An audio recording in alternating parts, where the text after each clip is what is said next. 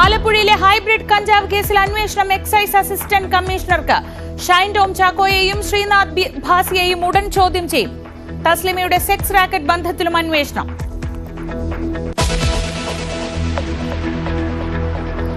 IB ഉദ്യോഗസ്ഥ മേഘയുടെ ആത്മഹത്യയിൽ സുകാന്ത് സുരേഷിനെ തെരഞ്ഞു പോലീസ്. സുകാന്ത് രാജ്യം വിട്ടിട്ടില്ലെന്ന നിഗമനത്തിൽ അന്വേഷണ സംഘം. മുൻകൂർ ജാമ്യാപേക്ഷ ഇന്ന് ഹൈക്കോടതിയിൽ. പേട്ട പോലീസിൽ നിന്ന് കോടതി റിപ്പോർട്ട് തേടും.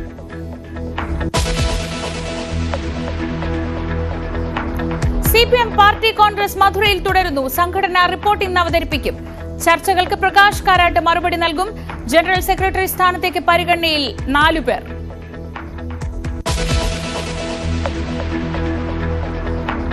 IPL-ൽ സൺറൈസേഴ്സ് ഹൈദരാബാദിനെ എറിഞ്ഞൊതുക്കി കൊൽക്കത്ത നൈറ്റ് റൈഡേഴ്സ്. കൊൽക്കത്തയുടെ ജയം 80 റൺസിന്. ഇന്ന് മുംബൈ ലക്നൌ പോരാട്ടം.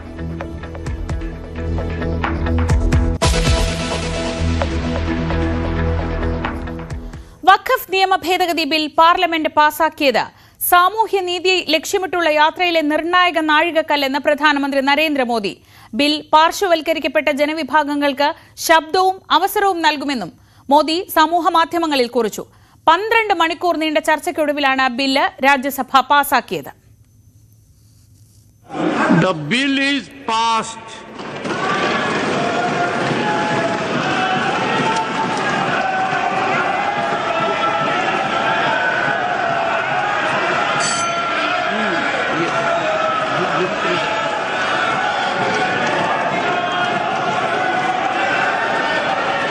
Let the lobbies be cleared.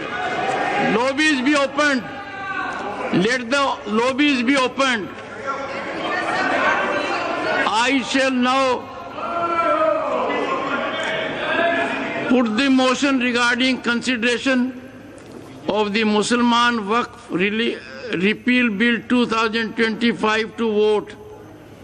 The question is that the Musliman Waqf Repeal Bill 2025 as passed by Lok Sabha be taken into consideration. Those in favor will please say aye. Those against will please say no. I think the ayes have it, the ayes have it, the ayes have it. The motion is adopted. We shall now take up close by close consideration of the bill. Close to extends part of the bill. Those in favor will please say aye. Those against will please say no. I think the ayes have it, the ayes have it, the ayes have it. The clause number 2 is adopted. Clause 1, the enacting formula and the title extend part of the bill. Those in favor will please say aye. Those against will please say no. I think the ayes have it, the ayes have it, the ayes have it. Clause 1, the enacting formula and the title are adopted. 128 അംഗങ്ങൾ ബില്ലിനെ അനുകൂലിച്ചപ്പോൾ 95 അംഗങ്ങളാണ് എതിർത്ത് vote ചെയ്തത്. Bill ഇനി അടുത്ത ഘട്ടം രാഷ്ട്രപതി ഒപ്പുവെക്കുന്നതാണ്. അതോടെ നിയമമാകും. ബില്ലിനെ പിന്തുണച്ചതിൽ പ്രതിഷേധിച്ച് 2 JDU നേതാക്കൾ പാർട്ടി വിട്ടു. ER രാഗേഷ് വിവരങ്ങളുമായി.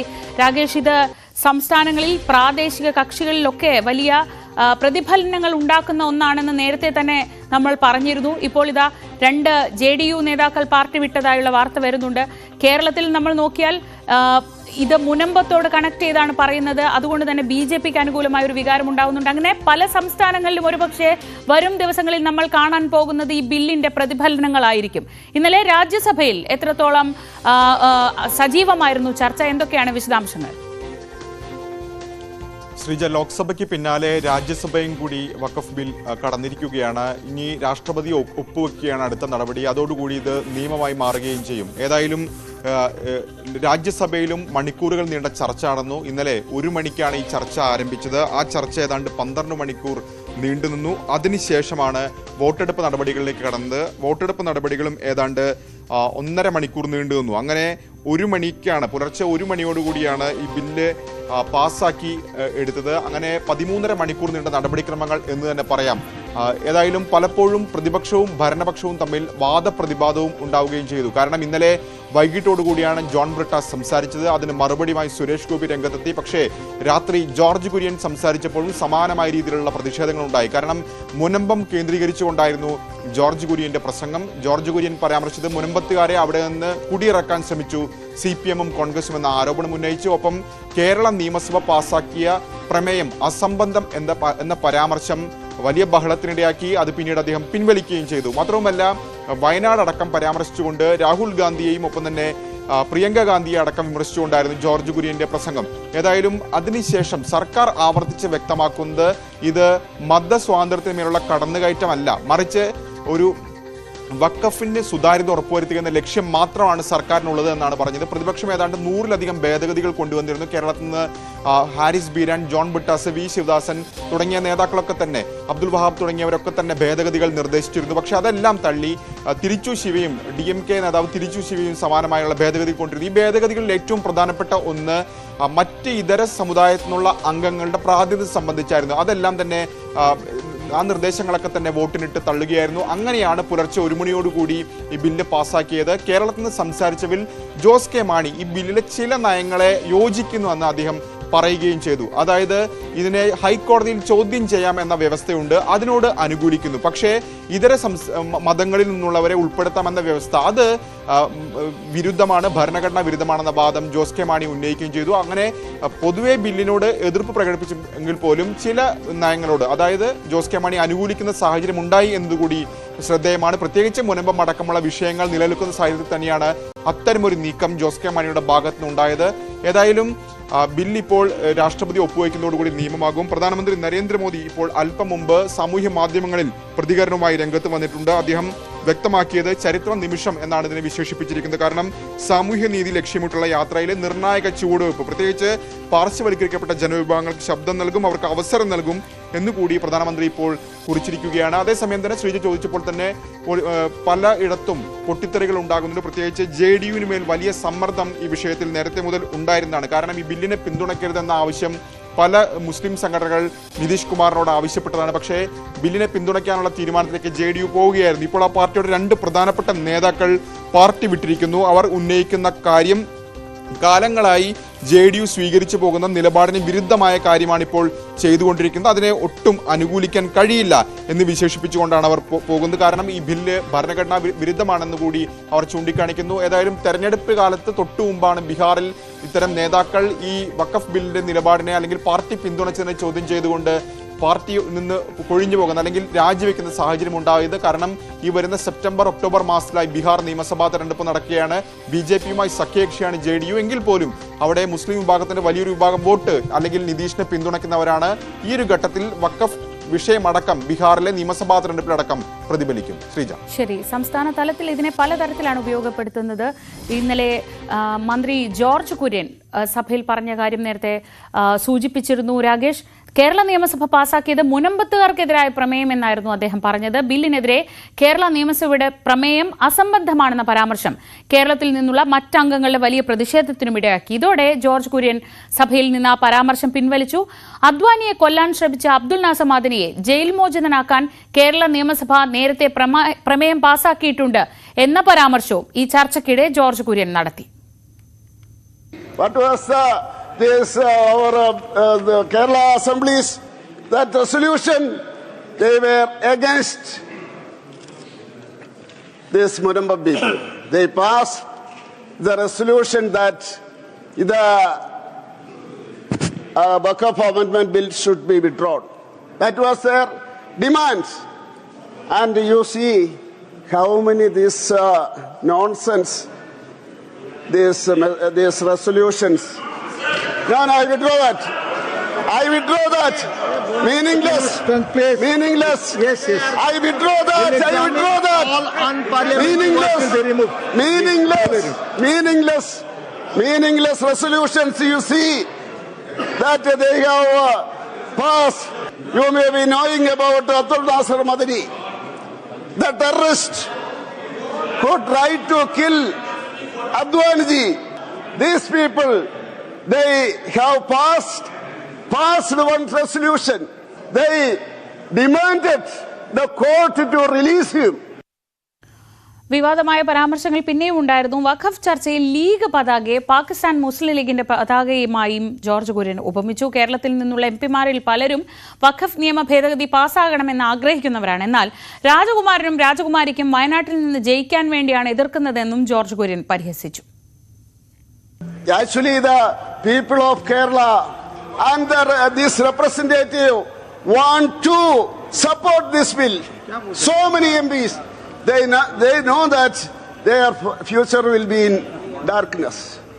But the prince and princess want to be elected from Wayanad.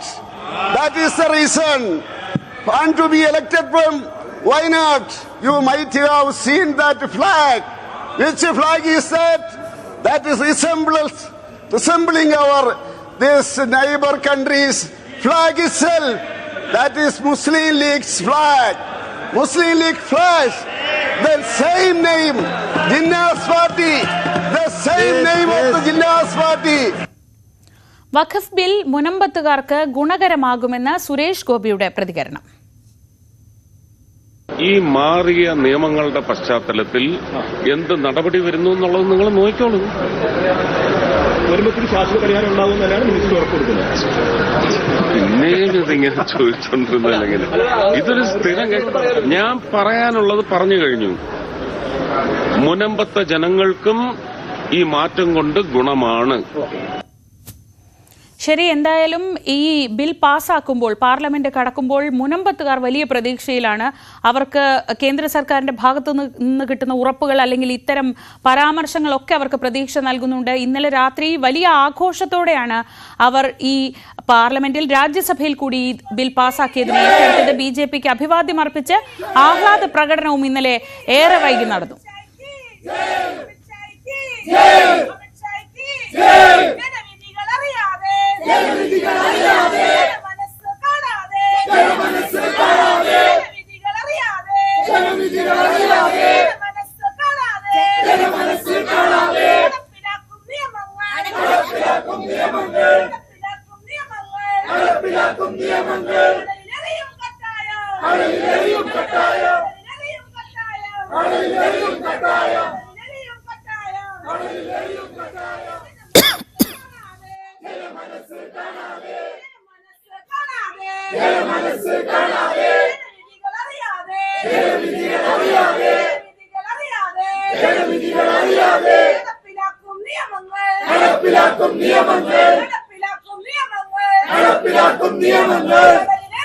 അവകാശങ്ങൾ പുനഃസ്ഥാപിക്കും വരെ സമരം തുടരാനാണ് മുനമ്പത്തുകാരുടെ തീരുമാനം. ഡാനി പോൾ മുനമ്പത്ത് നിന്ന് വിവരങ്ങളുമായി ചേർന്നു. ഡാനി, ഈ മുദ്രാവാക്യങ്ങളും ഈ ആഹ്ലാദ പ്രകടനങ്ങളും ഒക്കെ അല്പം കൗതുകമുണ്ടാക്കുന്നതാണ്.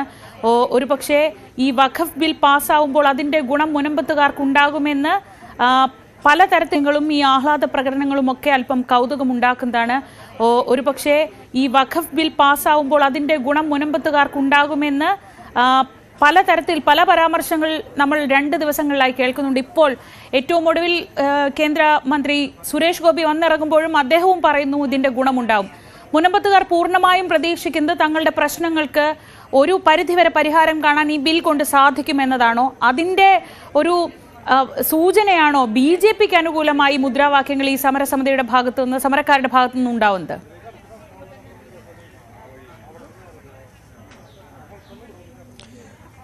ശ്രീജ, ഇന്നലെ പുലർച്ചെയാണ് ഇവിടെ ആഹ്ലാദ പ്രകടനങ്ങളും കാര്യങ്ങളും എല്ലാം നടന്നത്. ഇന്ന് രാവിലെ ആകുമ്പോഴേക്കും തന്നെ സമരപന്തൽ സജീവമായിരിക്കുകയും ചെയ്യുന്നുണ്ട്. എന്തായാലും ഇതൊരു പുതിയ സൂചകങ്ങളും എല്ലാം തന്നെയാണ് ഈ മുനമ്പം വിഷയം നൽകുന്നത്.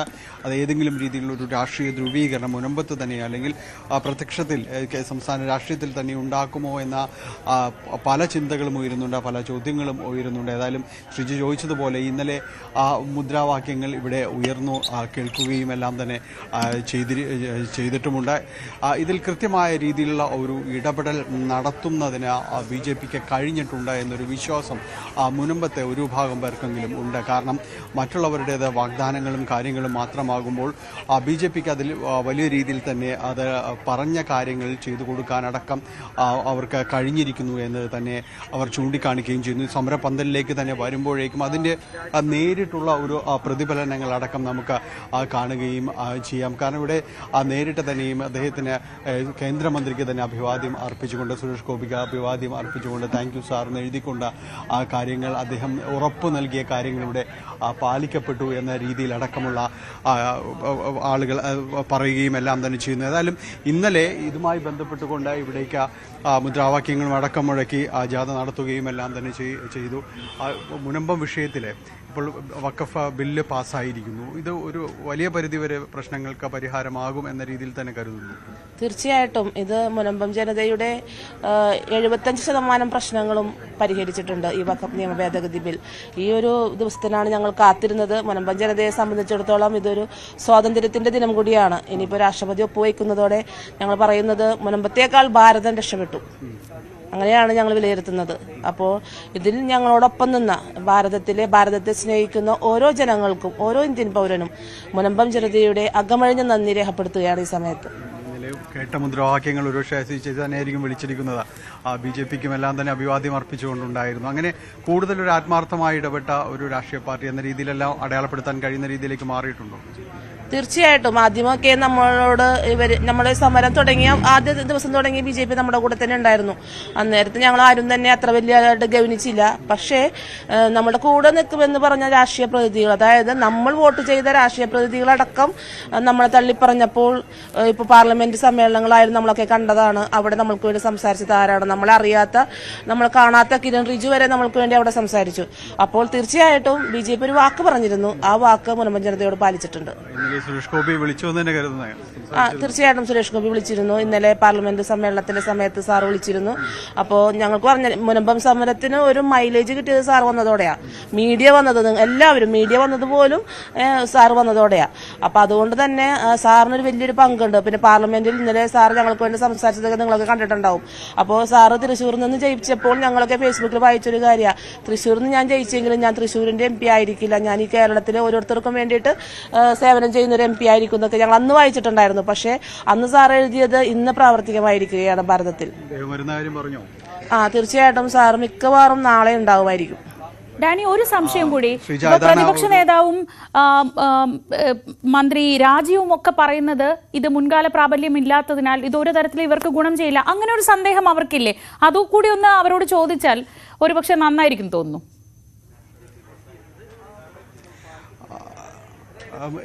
എനിക്ക് തോന്നുന്നു ഇതുമായി ബന്ധപ്പെട്ടുള്ള ഒരു വിശദാംശങ്ങളിലേക്ക് അവർ കടന്നു വരുന്നതേയുള്ളൂ. കാരണം ഇതിൽ അത്തരത്തിലുള്ളൊരു ആശങ്കകളോ കാര്യങ്ങളോ നിലവിൽ ആ രീതിയിലേക്ക് അവർക്ക്, കാരണം അതിൻ്റെ ഒരു വിശദാംശങ്ങൾ ബന്ധപ്പെട്ട് വ്യക്തമാക്കുന്നതേയുള്ളൂ. ഒരിക്കൽ കൂടി അവരിലേക്ക് തന്നെ പോകാം.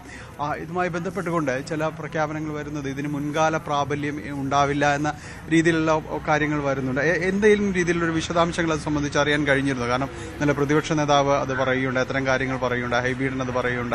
എന്തെങ്കിലും കാര്യങ്ങൾ അതുമായി ബന്ധപ്പെട്ട് അറിഞ്ഞിരുന്നു?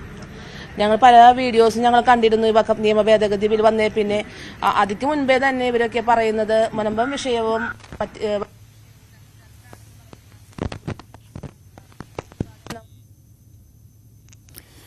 ചെറിയൊരു സാങ്കേതിക തടസ്സമുണ്ടായി. എന്തായാലും അതിൽ ഡാനിയിൽ നിന്ന് നമുക്ക് വിവരങ്ങൾ തേടാം. ചെറിയൊരു സാങ്കേതിക പ്രശ്നം. എന്തായാലും ഈ വിഷയത്തിൽ മുനമ്പം ജനത ഒന്നും തമ്മിൽ ബന്ധമില്ല, മുൻകാല പ്രാബല്യമില്ല. ഞങ്ങളൊന്നും മണ്ടന്മാരല്ല. പണ്ടത്തെ മത്സ്യത്തൊഴിലാളികളൊക്കെ അക്ഷര വിദ്യാഭ്യാസമില്ലാത്തവരായിരുന്നു. പക്ഷെ അവരുടെ മക്കളൊക്കെ വിദ്യാഭ്യാസമുള്ളവരാ. ഞങ്ങൾ അതുകൊണ്ട് തന്നെ ഞങ്ങൾ കയ്യിൽ കിട്ടിയിരിക്കുന്ന എല്ലാ കോപ്പീസും ഞങ്ങൾ വായിച്ചു നോക്കിയിട്ടുണ്ട്. അപ്പോൾ ഇത് പറയുന്നവർ ഇതിന് മുൻകാല പ്രാബല്യമില്ല, ഈ ബില്ല് വന്നാൽ മുനമ്പം രക്ഷപ്പെടുമെന്ന് ഉറപ്പുണ്ടോ? ഇതൊക്കെയാണ് ഞങ്ങളുടെ MP അവിടെ ചോദിച്ചേക്കുന്നത്. പാർലമെന്റ് ചോദിച്ച് ഞങ്ങൾ കേട്ടതാണ്. അപ്പോൾ ഞങ്ങൾക്ക് ആകെ ഒരു കാര്യമേ പറയാനുള്ളൂ, ഇവർ പഠിച്ചിട്ടില്ല. വഖഫ് നിയമം എന്താണെന്നോ പുതിയ ഭേദഗതി എന്താണെന്നോ ഇവർ പഠിച്ചിട്ടില്ല എന്ന് തന്നെ ഞങ്ങൾ പറയുന്നുള്ളൂ. അതുകൊണ്ട് തന്നെ ഞങ്ങൾ പറയുന്നു, ഇവർക്ക് പഠിക്കാൻ ആഗ്രഹമുണ്ടെങ്കിൽ ഞങ്ങളുടെ കുട്ടികൾ അവർക്ക് വഖഫ് നിയമത്തെക്കുറിച്ചും പുതിയ ഭേദഗതിയെക്കുറിച്ചും ക്ലാസ് എടുത്തു കൊടുക്കും. കാരണം ഞങ്ങൾ അത്രയ്ക്ക് വളർന്നു കഴിഞ്ഞു. തീർച്ചയായിട്ടും ഞങ്ങൾക്കൊരാശങ്കയില്ല. ഞങ്ങൾ വിജയിക്കുക തന്നെ ചെയ്യും. പ്രതിപക്ഷ നേതാവും MP എല്ലാം കുറച്ചുകൂടി നിയമത്തെക്കുറിച്ച് പഠിക്കാൻ തയ്യാറാകണമെന്നാണ്. തയ്യാറാകണം. കാരണം ഞങ്ങളുടെ റിലേ നിരാഹാര സമരം തുടങ്ങി 52ാമത്തെ ദിവസമാണ് ഞങ്ങളുടെ MP ഞങ്ങളെ കാണാൻ വരുന്നത്. 52ാമത്തെ ദിവസം. എന്നാൽ ഒരു കേന്ദ്രമന്ത്രി വന്നതോ 30 ദിവസം കഴിഞ്ഞപ്പോൾ കേന്ദ്രമന്ത്രി ഇവിടെ എത്തി. അപ്പോൾ ഞങ്ങളെക്കുറിച്ച് പഠിച്ചിട്ടില്ല. നമ്മുടെ MP എപ്പോഴും പറയുന്നത് എന്റെ ഭാര്യ ഇതിനെക്കുറിച്ച് ഗാഠമായി പഠിക്കുന്നുണ്ട്, ഞങ്ങളുടെ വീട്ടിൽ എല്ലാ ദിവസവും ഇതിനെക്കുറിച്ച് സംഭാഷണമാണ്, സംസാരമാണെന്നൊക്കെ പറയുമ്പോഴും ഞാൻ പറയുന്ന ഒരു ദിവസം ഒന്ന് തയ്യാറാകണം അതേക്കുറിച്ച് പഠിക്കാൻ. പഠിച്ചില്ലെന്നുണ്ടെങ്കിൽ നമ്മുടെ യൂട്യൂബിൽ ഞങ്ങളുടെ സ്റ്റാലിൻ സാർ, ജോഷിയച്ചൻ ഇവരൊക്കെ വിരിക്കുന്ന ഒരു വീഡിയോ ഉണ്ട് ഞങ്ങളുടെ നിയമ ഭേദഗതിയെ കുറിച്ച്. വായിക്കാൻ നേരമില്ലെങ്കിൽ ആ വീഡിയോ ഒന്ന് ജസ്റ്റ് എവിടെയെങ്കിലും ഒരു യാത്ര പോകുമ്പോൾ ഒന്ന് കാണുന്നതായിരിക്കും. പ്രതിപക്ഷ നേതാവായാലും MP ആയാലും ആരായാലും. ശ്രീജ കൃത്യമായി തന്നെ വിശദീകരിക്കുന്നുണ്ട്. കാരണം ഈ രീതിയിൽ മറ്റ് ആശങ്കകൾ അവർക്ക് ഇല്ല എന്ന് പറയുന്നു. മറിച്ച് പ്രചരിപ്പിക്കുന്നവർക്ക് കൃത്യമായ രീതിയിൽ ഇതിനെക്കുറിച്ച് ഒരു ധാരണയിലേക്ക് പോകാത്തത് കൊണ്ടാണ്. ശരിക്കും അത്ഭുതപ്പെടുത്തുന്നതാണ് അവരുടെ വാക്കുകൾ നമ്മൾ കേട്ടു. ഇനി വിശകലനത്തിലേക്ക് പോയാൽ ഈ മുനമ്പം സമരസമിതി ഒന്നാകെ BJPക്കൊപ്പം നിൽക്കുകയാണ്. ഇനി മറ്റ് രാഷ്ട്രീയ പാർട്ടികൾക്ക്, അതിപ്പോൾ കേരളത്തിലെ ഭരണപക്ഷമായാലും പ്രതിപക്ഷമായാലും, അവർക്ക് അവിടെ ഒരു ഇടമില്ലാത്ത തരത്തിൽ അവർ BJPക്കൊപ്പം നിൽക്കാൻ തീരുമാനിച്ചു. അവർക്കൊപ്പം നിന്നത് BJPയാണ്, BJPക്കൊപ്പം അവരും നിൽക്കും. ആ തീരുമാനത്തിലേക്ക് പോകുകയാണ് എന്ന് വേണ്ടേ അവരുടെ വാക്കുകളിൽ നിന്ന് നമ്മൾ മനസ്സിലാക്കാൻ?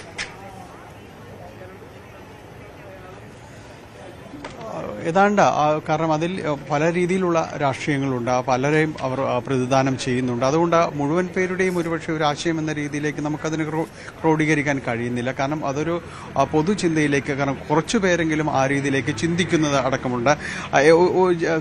ഒരാളെ കൂടി നമുക്ക് ചെല്ലാം. നമ്മുടെ പള്ളി വികാരി, അദ്ദേഹം ഇവിടെ ഈ സമരം 175 ദിവസത്തിലേക്ക് എത്തുന്ന സമരത്തിൽ നെടുനായകത്വം വഹിച്ച ആൾ കൂടിയാണ്. അദ്ദേഹത്തിലേക്ക് കൂടി പോകാം. വഖഫ് നിയമം എന്നത്, അതിന്റെ ഭേദഗതി എന്നത് യാഥാർത്ഥ്യമായിരിക്കുന്നു. എന്താണ് ഈ അവസരത്തിൽ പ്രതികരിക്കുന്നത്? ഭേദഗതി ഞങ്ങളെ സഹായിക്കുമെന്ന് ഞങ്ങൾ പ്രതീക്ഷിക്കുന്നു. അപ്പോൾ ഇന്ന് ഞങ്ങൾ 174-ാം ദിനത്തെ ഞങ്ങൾ പ്രവേശിക്കുകയാണ്. ഏതായാലും ഞങ്ങളുടെ സമരം ഇപ്പോൾ നിർത്തുന്നില്ല, സമരം നീണ്ടു തന്നെ പോകും. കാരണം ഞങ്ങളുടെ ലക്ഷ്യമെന്ന് പറയുന്നത് വഖഫ് ബോർഡിന് ആസ്തി പട്ടികയിൽ ഞങ്ങളുടെ സ്ഥലം മാറ്റിയെടുക്കുക, ഞങ്ങളുടെ റവന്യൂ അവകാശങ്ങൾ പുനഃസ്ഥാപിക്കുക എന്നതാണ്. അപ്പോൾ അത് കിട്ടുന്നത് വരെ ഞങ്ങൾ സമരം മുന്നോട്ട് കൊണ്ടുപോകും. ഇനി ഈ വഖഫ് ഭേദഗതി ബില്ല് വന്നിരിക്കുന്നത് കൊണ്ട് അതനുസരിച്ച് ഏത് രീതിയിൽ ഞങ്ങൾക്കത് ഉപയോഗിക്കാൻ സാധിക്കും, ഏത് രീതിയിൽ ഞങ്ങൾക്ക് ഒരു റിലീസ് ഓർഡർ കിട്ടുമെന്ന് പ്രതീക്ഷിച്ച് അതിനുള്ള കാര്യങ്ങൾ ഞങ്ങൾ മുന്നോട്ട് പോകും. വിശദാംശങ്ങൾ കൂടി വ്യക്തമാകേണ്ടതുണ്ട് തീർച്ചയായിട്ടും. കാരണം ഇനി ഇപ്പോൾ ബില്ല് വന്നിട്ടുണ്ട്, ഇനി അത് ഏത് രീതിയിൽ ഞങ്ങൾ കോടതിയിൽ പോയി ഇതിൻ്റെ ബില്ലിൻ്റെ ഭാഗങ്ങൾ ഉപയോഗിച്ചുകൊണ്ട് ഞങ്ങൾക്ക് കേസിന് മുന്നോട്ട് പോകാൻ സാധിക്കുന്നുള്ള കാര്യങ്ങൾ ഞങ്ങൾ പഠിക്കാനാണ്. ഇതിനിടയിൽ ഒരു ആശങ്ക ഉയരുന്നത് ഇതിനൊരു മുൻകാല പ്രാബല്യമില്ല എന്ന രീതിയിലുള്ള ചില വിമർശനങ്ങളടക്കം ഉണ്ടാകുന്നുണ്ട്. ഏതെങ്കിലും രീതിയിൽ അത്തരം കാര്യങ്ങൾ ശ്രദ്ധിക്കപ്പെട്ടിരുന്നു? മുൻകാല പ്രാബല്യം സെക്ഷൻ 2A ഇപ്പോൾ വന്നിട്ടുണ്ട്. അതൊരു ട്രസ്റ്റിന്റെ ഭൂമിയിൽ, സൊസൈറ്റിയുടെ ഭൂമിയിലാണ് വന്നിരിക്കുന്നത്. അതേതായാലും നമ്മൾ കാര്യമായിട്ട് അതിനെക്കുറിച്ച് പഠിക്കുന്നതായിരിക്കും. ഇത് പൊതുവിൽ പറയുന്നത് ഒരു സമരം അത്തരം കാര്യങ്ങൾക്ക് കൂടുതൽ ഒരു ഇടപെടൽ നടത്തിയത് രാഷ്ട്രീയ പാർട്ടികൾ പലരും ഉണ്ടെങ്കിലും കൂടുതൽ BJPയോട് അടുത്ത് നിൽക്കുക, അല്ലെങ്കിൽ BJP തന്നെയാണ് എന്നതെല്ലാം തന്നെ പറയുന്നുണ്ട്. ഇത് ഏതെങ്കിലും രീതിയിലുള്ള ഒരു രാഷ്ട്രീയ ദിശമാറ്റത്തിന് മുൻപത്തെ അടക്കം ഈ സമരവേദി കാരണമാകുമെന്ന് തോന്നുന്നുണ്ടോ? 2022 മുതൽ ഞങ്ങൾ ഈ സമരം ചെയ്തുകൊണ്ടിരിക്കുകയാണ്. ഞങ്ങൾ ബാഹ്യമായിട്ട് പുറത്തു വന്നില്ലെങ്കിലും ഞങ്ങൾ പല നേതാക്കളെ കാണുകയും സംസാരിക്കുകയും അവസാനം 2024 ആദ്യമായിട്ടാണ് വഖഫ് ബില്ല് പാർലമെന്റിൽ വന്നതോടുകൂടിയാണ് ഇതിന് കൂടുതലൊരു അറ്റൻഷൻ കിട്ടിയത്. അപ്പോൾ അന്നു മുതൽ ഇന്ന് വരെ കാണുന്ന ഒരു കാര്യം എന്തെങ്കിലും പല കക്ഷികളും ഇവിടെ വന്നു പോയെങ്കിലും ആദ്യമായിട്ടൊരു ബില്ല് നമ്മളെ സഹായിക്കുമെന്നൊരു പ്രതീക്ഷ നമുക്കുണ്ട്. പിന്നെ രണ്ടാമത് ഏതൊരു കക്ഷിയും ആളുകളുടെ പ്രശ്നങ്ങൾ മനസ്സിലാക്കിക്കൊണ്ട് അത് പരിഹരിക്കാൻ സാധിക്കാനുള്ള എല്ലാ അവസരം ഉണ്ടാക്കുമ്പോഴാണ് ആ കക്ഷിക്കുള്ള പ്രാധാന്യം കൂടുന്നത്. അവിടെയാണ് ഇപ്പോൾ ഇത് സംഭവിച്ചിരിക്കുന്നത്. കാരണം എല്ലാ കക്ഷികളും ഞങ്ങൾ നിങ്ങളുടെ കൂടെയാണെന്ന് ഐക്യദാർഢ്യം പ്രകടിപ്പിച്ചിട്ട് കാര്യമില്ല. 174 ദിവസങ്ങൾ കടന്നു പോകും. ഇനി അടുത്ത ആഴ്ച ആകുമ്പോൾ 6 മാസങ്ങളായിട്ട് ഈ നമ്മുടെ നേതാക്കൾ എന്ത് ചെയ്തു? ഇന്ത്യൻ ജനാധിപത്യത്തിൽ ഒരു ചെറിയൊരു പ്രശ്നം പരിഹരിക്കാൻ ഇവർക്ക് സാധിച്ചിട്ടില്ല. അതിപ്പോൾ ഏത് കക്ഷിയാണെങ്കിലും ഞാൻ പറയും, പ്രശ്നം പരിഹരിക്കുക. പാവപ്പെട്ട ആൾക്കാരാണ്, അവരെ നമുക്ക് പറഞ്ഞു പറ്റിക്കാൻ പറ്റുകയില്ല, വഞ്ചിക്കാൻ പറ്റുകയില്ല. അപ്പോൾ ആ ഒരു പ്രശ്നം പരിഹരിക്കാനായിട്ട് ആര് മുന്നോട്ട് വന്നാലും അവരുടെ കൂടെ ഈ സമൂഹം ഉണ്ടായിരിക്കും. കാരണം ഇവർ ചെയ്യുന്ന വോട്ടെല്ലാം ഇവരെ പ്രശ്നം പരിഹരിക്കാൻ വേണ്ടിയാണ്. നമ്മുടെ ജനാധിപത്യത്തിൽ അതാണ് ആഗ്രഹിക്കുന്നത്. നമ്മളെ വേണ്ടി നമ്മുടെ ഭരണകർത്താവും നമ്മുടെ ഭരിക്കുന്നവരും നമ്മുടെ കൂടെ ആയിരിക്കുന്ന എല്ലാവരും പ്രതീക്ഷിക്കുന്നത്. അപ്പോൾ ഈ ഒരു രീതിയിൽ തീർച്ചയായിട്ടും ഈ ബില്ല് ഞങ്ങൾ സഹായിക്കും. അതോടൊപ്പം തന്നെ ഇത് ഏത് രീതി ഞങ്ങൾ സഹായിക്കും എന്നുള്ളത് ഈ വരും ദിവസങ്ങളിൽ ഞങ്ങൾ കോടതി കേസുകളിലൂടെ ഞങ്ങൾ കാണാൻ സാധിക്കും. അപ്പുറം പ്രവൃത്തിയിലേക്ക് വന്ന രാഷ്ട്രീയക്കാരെ ഏതെന്ന് ജനം തിരിച്ചറിയുമെന്ന് തന്നെയാണ്. തീർച്ചയായിട്ടും അത് ഇന്ന് മാത്രമല്ല എന്നും അങ്ങനെയാണ്. കാരണം നമ്മൾ പറഞ്ഞു പോകാനായിട്ട് എളുപ്പമാണ്, പക്ഷെ പ്രാവർത്തികമാക്കാനായിട്ട് എളുപ്പമല്ല. ഏതൊരു നേതാവും എന്ത് വേണമെങ്കിൽ പറയാൻ സാധിക്കും, പക്ഷെ പ്രാവർത്തികമായിട്ട് അത് ചെയ്യുമ്പോഴാണ് ആ നേതാവിനുള്ള പ്രാധാന്യം കൂടുന്നത്. അപ്പോൾ ഇവിടെയും കാണേണ്ടത് അത് തന്നെയാണ്. ഒരിക്കലും ഈ ഒരു ചെറിയൊരു പ്രശ്നം ഇത്രയും ദിവസം നീണ്ടുപോകേണ്ട ആവശ്യമില്ല. തീർച്ചയായിട്ടും എല്ലാ സംവിധാനങ്ങളും ഉപയോഗിച്ചവർക്ക് പ്രശ്നം പരിഹരിക്കാൻ സാധിക്കും, പക്ഷെ അത് നടന്നിട്ടില്ല ഇതുവരെ. ശ്രീജ, വളരെ വ്യക്തമാണ് നേരത്തെ ശ്രീജ ചോദിച്ചതുപോലെ ചില ചുവരെഴുത്തുകൾ അത് കൃത്യമായിട്ട് തന്നെ വായിക്കപ്പെടുന്നു എന്ന് തന്നെയാണ്. അദ്ദേഹം പള്ളി വികാരി അദ്ദേഹത്തിന്റെ പരിമിതമായ ഒരു സാഹചര്യങ്ങളിൽ നിന്ന് അദ്ദേഹം അത് പറയുകയും ചെയ്തിട്ടുണ്ട്. കാരണം വാക്കിനപ്പുറം പ്രവൃത്തിയിലേക്ക് വന്ന നേതാക്കൾ ആരെല്ലാം തന്നെ ഒപ്പം ഉണ്ടായിരുന്നു എന്നത് ജനം കാണുന്നു, തിരിച്ചറിയുന്നു എന്നതെല്ലാം തന്നെയാണ് അദ്ദേഹം പറയാതെ പറയുന്ന കാര്യങ്ങൾ. തീർച്ചയായും അതാണ് മുനമ്പത്തുകാരുടെ വികാരമെങ്കിൽ ഇന്നിപ്പോൾ സഭയുടെ ഭാഗത്തു നിന്നുള്ള ഒരു നിലപാട് കൂടി എനിക്ക് തോന്നുന്നത് വളരെ ശ്രദ്ധേയമാണ്. അത് ദീപികയിൽ ഒരാഴ്ചക്കിടെ വരുന്ന രണ്ടാമത്തെ മുഖപ്രസംഗം എന്ന നിലയ്ക്ക് സഭ ഈ വിഷയത്തിൽ വളരെ ശക്തമായ നിലപാടെടുക്കുന്നു. CPM-നും കോൺഗ്രസിനുമെതിരെ ആഞ്ഞടിച്ചുകൊണ്ടാണ് ഇന്നത്തെ മുഖപ്രസംഗം വന്നിട്ടുള്ളത്. ന്യൂനപക്ഷങ്ങൾക്കിടയിൽ ഭിന്നതയും ആശങ്കയും പരത്താൻ ഇടതുപക്ഷവും കോൺഗ്രസും ശ്രമിച്ചെന്നാണ് വിമർശനം. ഒരുപക്ഷെ ഡാനി ഇതോടുകൂടിയാണ് ചേർത്ത് അത് വായിക്കേണ്ടത്. ശക്തമായ നിലപാടിലേക്ക് സഭ ചില ആവശ്യങ്ങൾ ഉന്നയിച്ചിരുന്നു ഇവിടുത്തെ അംഗങ്ങളോട്, ഇവിടെ നിന്നുള്ള ജനപ്രതിനിധികളോട്. പക്ഷെ അതൊന്നും നടക്കാത്ത സാഹചര്യത്തിൽ സഭയും ഒരു കടുത്ത നിലപാടിലേക്ക് പോവുകയല്ലേ?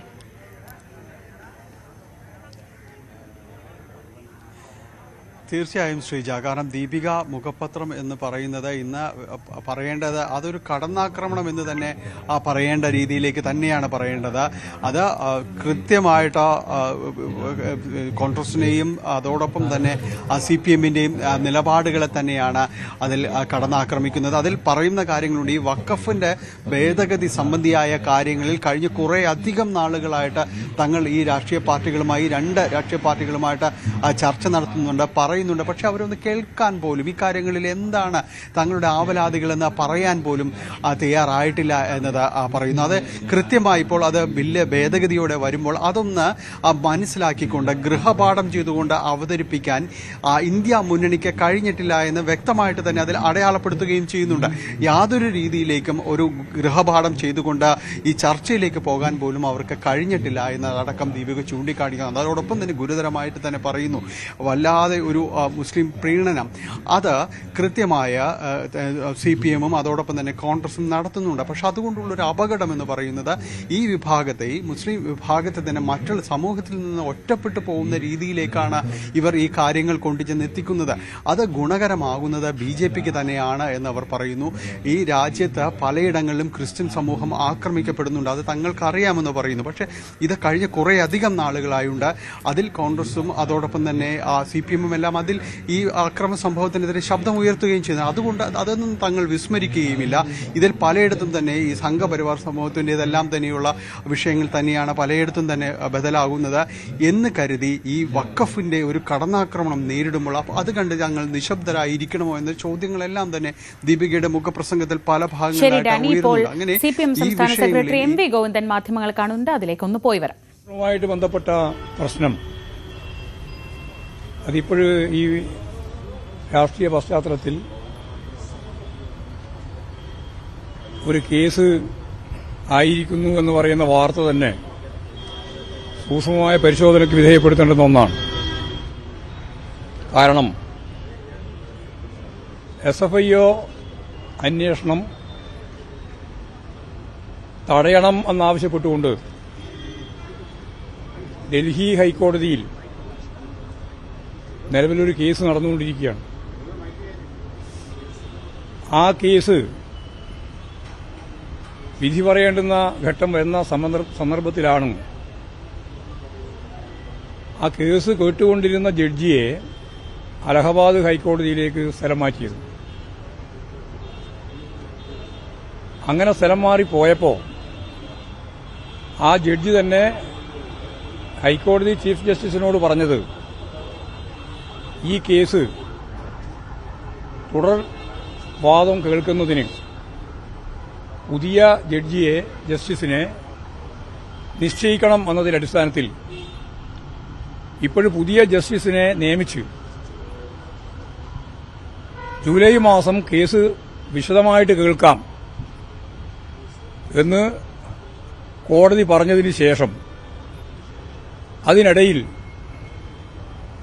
SFIO ഇങ്ങനെയൊരു നാടകം നടത്തിയതിന്റെ പിന്നിൽ കൃത്യമായ രാഷ്ട്രീയ അജണ്ടയാണ്, ഒരു നിയമപരമായിട്ടുള്ള നിലപാടുമല്ല. ഞാൻ ഈ പറഞ്ഞ കാര്യം നിങ്ങൾക്ക് മനസ്സിലായല്ലോ. നിങ്ങൾക്ക് മനസ്സിലായി എന്ന് പറഞ്ഞാൽ ലോകത്തിന് മനസ്സിലാവുമല്ലോ. നിങ്ങൾക്ക് ഞാൻ പറഞ്ഞത് കേട്ടെ, അതിനുശേഷം ചോദിക്കാം. അപ്പോൾ അങ്ങനെ ഒരു കേസ്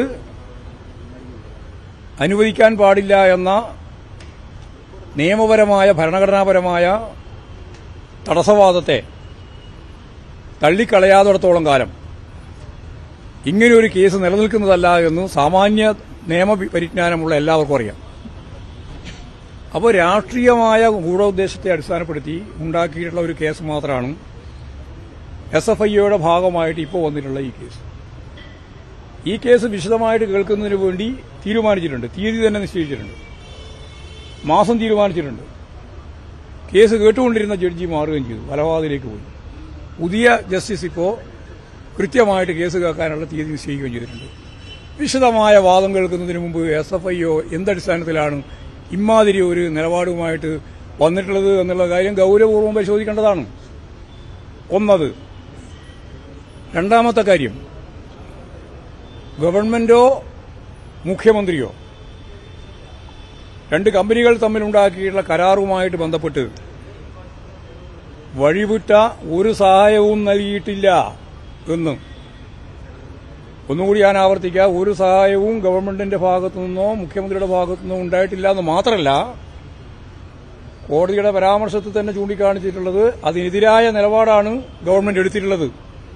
ഭൂമി നൽകുന്നതിന് വേണ്ടി കലക്ടർ നൽകിയിട്ടുള്ള ശുപാർശയെ എതിർത്തുകൊണ്ട് ഭൂമി നൽകിക്കൂടാ എന്ന നിലപാടെടുത്ത ഗവൺമെന്റാണ് ഈ ഗവൺമെന്റ്. അതിനു മുമ്പുള്ള ഗവൺമെന്റ് അങ്ങനെയല്ല. അപ്പോൾ അനുകൂലമായ ഒരു നിലപാട് സ്വീകരിച്ചിട്ടില്ല. മാത്രമല്ല, ഗൌരവപൂർവ്വം കാണേണ്ടത് 3 കോടതികൾ, 3 വിജിലൻസ് കോടതികൾ. ഏതൊക്കെയാ വിജിലൻസ് കോടതി നിങ്ങൾക്കറിയാലോ, പത്രപ്രവർത്തകർക്ക് എല്ലാവർക്കും അറിയാം. ഒന്ന് തിരുവനന്തപുരം കോടതി, മറ്റൊന്ന് മൂവാറ്റുപുഴ കോടതി, മറ്റൊന്ന് കോട്ടയം കോടതി. ഈ 3 വിജിലൻസ് കോടതികളും ഈ കേസ് സംബന്ധിച്ച് ഈ രാഷ്ട്രീയമായ ഉന്നത്തിന്റെ അപ്പുറത്ത് എന്തെങ്കിലും വസ്തുതയുണ്ടോ എന്ന് പരിശോധിക്കുന്ന നില സ്വീകരിച്ചിട്ടുണ്ട്, വിശദമായി സ്വീകരിച്ചിട്ടുണ്ട്. 3 കോടതിയും പറഞ്ഞത് മുഖ്യമന്ത്രിയെ പ്രതി ചേർക്കുന്നതിന് അഴിമതി നിരോധന നിയമത്തെ അടിസ്ഥാനപ്പെടുത്തിയിട്ട് മുഖ്യമന്ത്രിയെ ഈ കേസുമായിട്ട് ബന്ധിപ്പിക്കുന്നതിന് ഒരു തെളിവുമില്ല, ഒരു കാര്യവും പറയാനില്ല, ഒരു തെളിവും കണ്ടെത്തിയിട്ടില്ല എന്ന കാര്യം കൃത്യമായിട്ട് കോടതി പറഞ്ഞു കഴിഞ്ഞിരിക്കുകയാണ്. അതിനുശേഷം ഈ 3 കോടതിയും തള്ളിയതിനു ശേഷം ഒരു കോൺഗ്രസ് നേതാവ് MLA തന്നെ എന്റെ കയ്യിൽ വലിയ തെളിവുകളുണ്ട്, ഈ കോടതികളൊന്നും തള്ളിയതിനെ ഞാൻ പൂർണ്ണമായിട്ട് വിശ്വസിക്കുന്നില്ല എന്ന് പറഞ്ഞുകൊണ്ട് ഹൈക്കോടതിയിലേക്ക് പോയി. ഇതെല്ലാം വിജിലൻസ് കോടതിയാണ്. ഹൈക്കോടതിയിലേക്ക് പോയി. ഹൈക്കോടതി വിശദമായ രീതിയിൽ ഈ കാര്യങ്ങളെല്ലാം പരിശോധിച്ചു. പരിശോധിച്ചതിന് ശേഷം ഹൈക്കോടതിയുടെ വിധി വന്നു. ആ വിധിയിൽ വ്യക്തമാക്കിയത് മുഖ്യമന്ത്രിയെ പ്രതിയാക്കുന്നതിനു വേണ്ടി പത്രങ്ങളിലും അതുപോലെ തന്നെ വാർത്താമാധ്യമങ്ങളിലും പറയുന്നതിനപ്പുറത്ത് ഒരു തെളിവും ഹാജരാക്കാൻ ഈ MLAക്ക് സാധിച്ചിട്ടില്ല. വഴിവിട്ട എന്തെങ്കിലും ഒരു കാര്യം, എന്തെങ്കിലും രീതിയിലുള്ള ഒരു സഹായം നൽകിയിട്ടില്ല എന്ന കാര്യം കൃത്യമായിട്ട് ആവർത്തിക്കുന്ന നില സ്വീകരിച്ചിട്ടുണ്ട്. അതോടൊപ്പം തന്നെ 61ാമത്തെ പേര, ആ ഹൈക്കോടതി വിധിയുടെ 61ാമത്തെ പേരയിൽ നിങ്ങൾ ഈ അഴിമതിയുമായിട്ട് ബന്ധപ്പെടുത്തിക്കൊണ്ടാണ് ഈ കാര്യങ്ങളൊക്കെ ചർച്ച ചെയ്യുന്നതെങ്കിൽ എന്തുകൊണ്ട് മറ്റ് നേതാക്കന്മാർ ഉൾപ്പെടെ വാങ്ങിയ പണത്തെ സംബന്ധിച്ചിടത്തോളം പരാമർശിക്കപ്പെടുന്നില്ല എന്ന് ഹൈക്കോടതി തന്നെ ഇങ്ങോട്ട് ചോദിച്ചു. എന്തുകൊണ്ട് പരാമർശിക്കപ്പെടുന്നില്ല? വാങ്ങിയ ഒരുപാട് ആളുടെ ലിസ്റ്റ് ഉണ്ടല്ലോ, നമുക്കെല്ലാവർക്കും അറിയുന്നതാണല്ലോ. ചില ആൾ സമ്മതിച്ചിട്ടുണ്ട്, കോൺഗ്രസ് നേതാക്കന്മാരെ തന്നെ സമ്മതിച്ചിട്ടുണ്ട് ഞാൻ വാങ്ങിയിട്ടുണ്ട്. എന്നാൽ അവർക്കെതിരായിട്ട് എന്തുകൊണ്ട് പരാമർശമില്ല? ഇത് SFIOക്കും ബാധകമാണ്. എന്തുകൊണ്ടില്ല എന്നുള്ള ചോദ്യത്തിന് ഹൈക്കോടതിയുടെ 61-ാം പേരയിലെ ഏറ്റവും പ്രധാനപ്പെട്ട വിധിന്യായത്തിൽ ചൂണ്ടിക്കാണിച്ചുള്ള കാര്യം എല്ലാവർക്കും ബാധകമായിട്ടുള്ളതാണ്, SFIയും ബാധകമാണ്. അപ്പൊ രാഷ്ട്രീയ പ്രേരിതമായിട്ട് മാസപ്പടി എന്ന് നിങ്ങൾ കൊടുത്ത പേരാണ്, നിങ്ങൾ എന്ന് പറഞ്ഞാൽ മാധ്യമങ്ങൾ കൊടുത്ത പേരാണ്. ആരെങ്കിലും മാസപ്പടി അടിസ്ഥാനപ്പെടുത്തിയിട്ട് കൈക്കൂലി വാങ്ങിയിട്ട് ടാക്സ് അടക്കുമോ? കൈക്കൂലി വാങ്ങിയതിന്റെ അടിസ്ഥാനത്തിൽ ടാക്സ് അടക്കുമോ? എല്ലാം ബാങ്ക് വഴിയാണ് മുഴുവൻ ചേഞ്ച് നടത്തിയിട്ടുള്ളത്, കൈമാറ്റം നടത്തിയിട്ടുള്ളത്.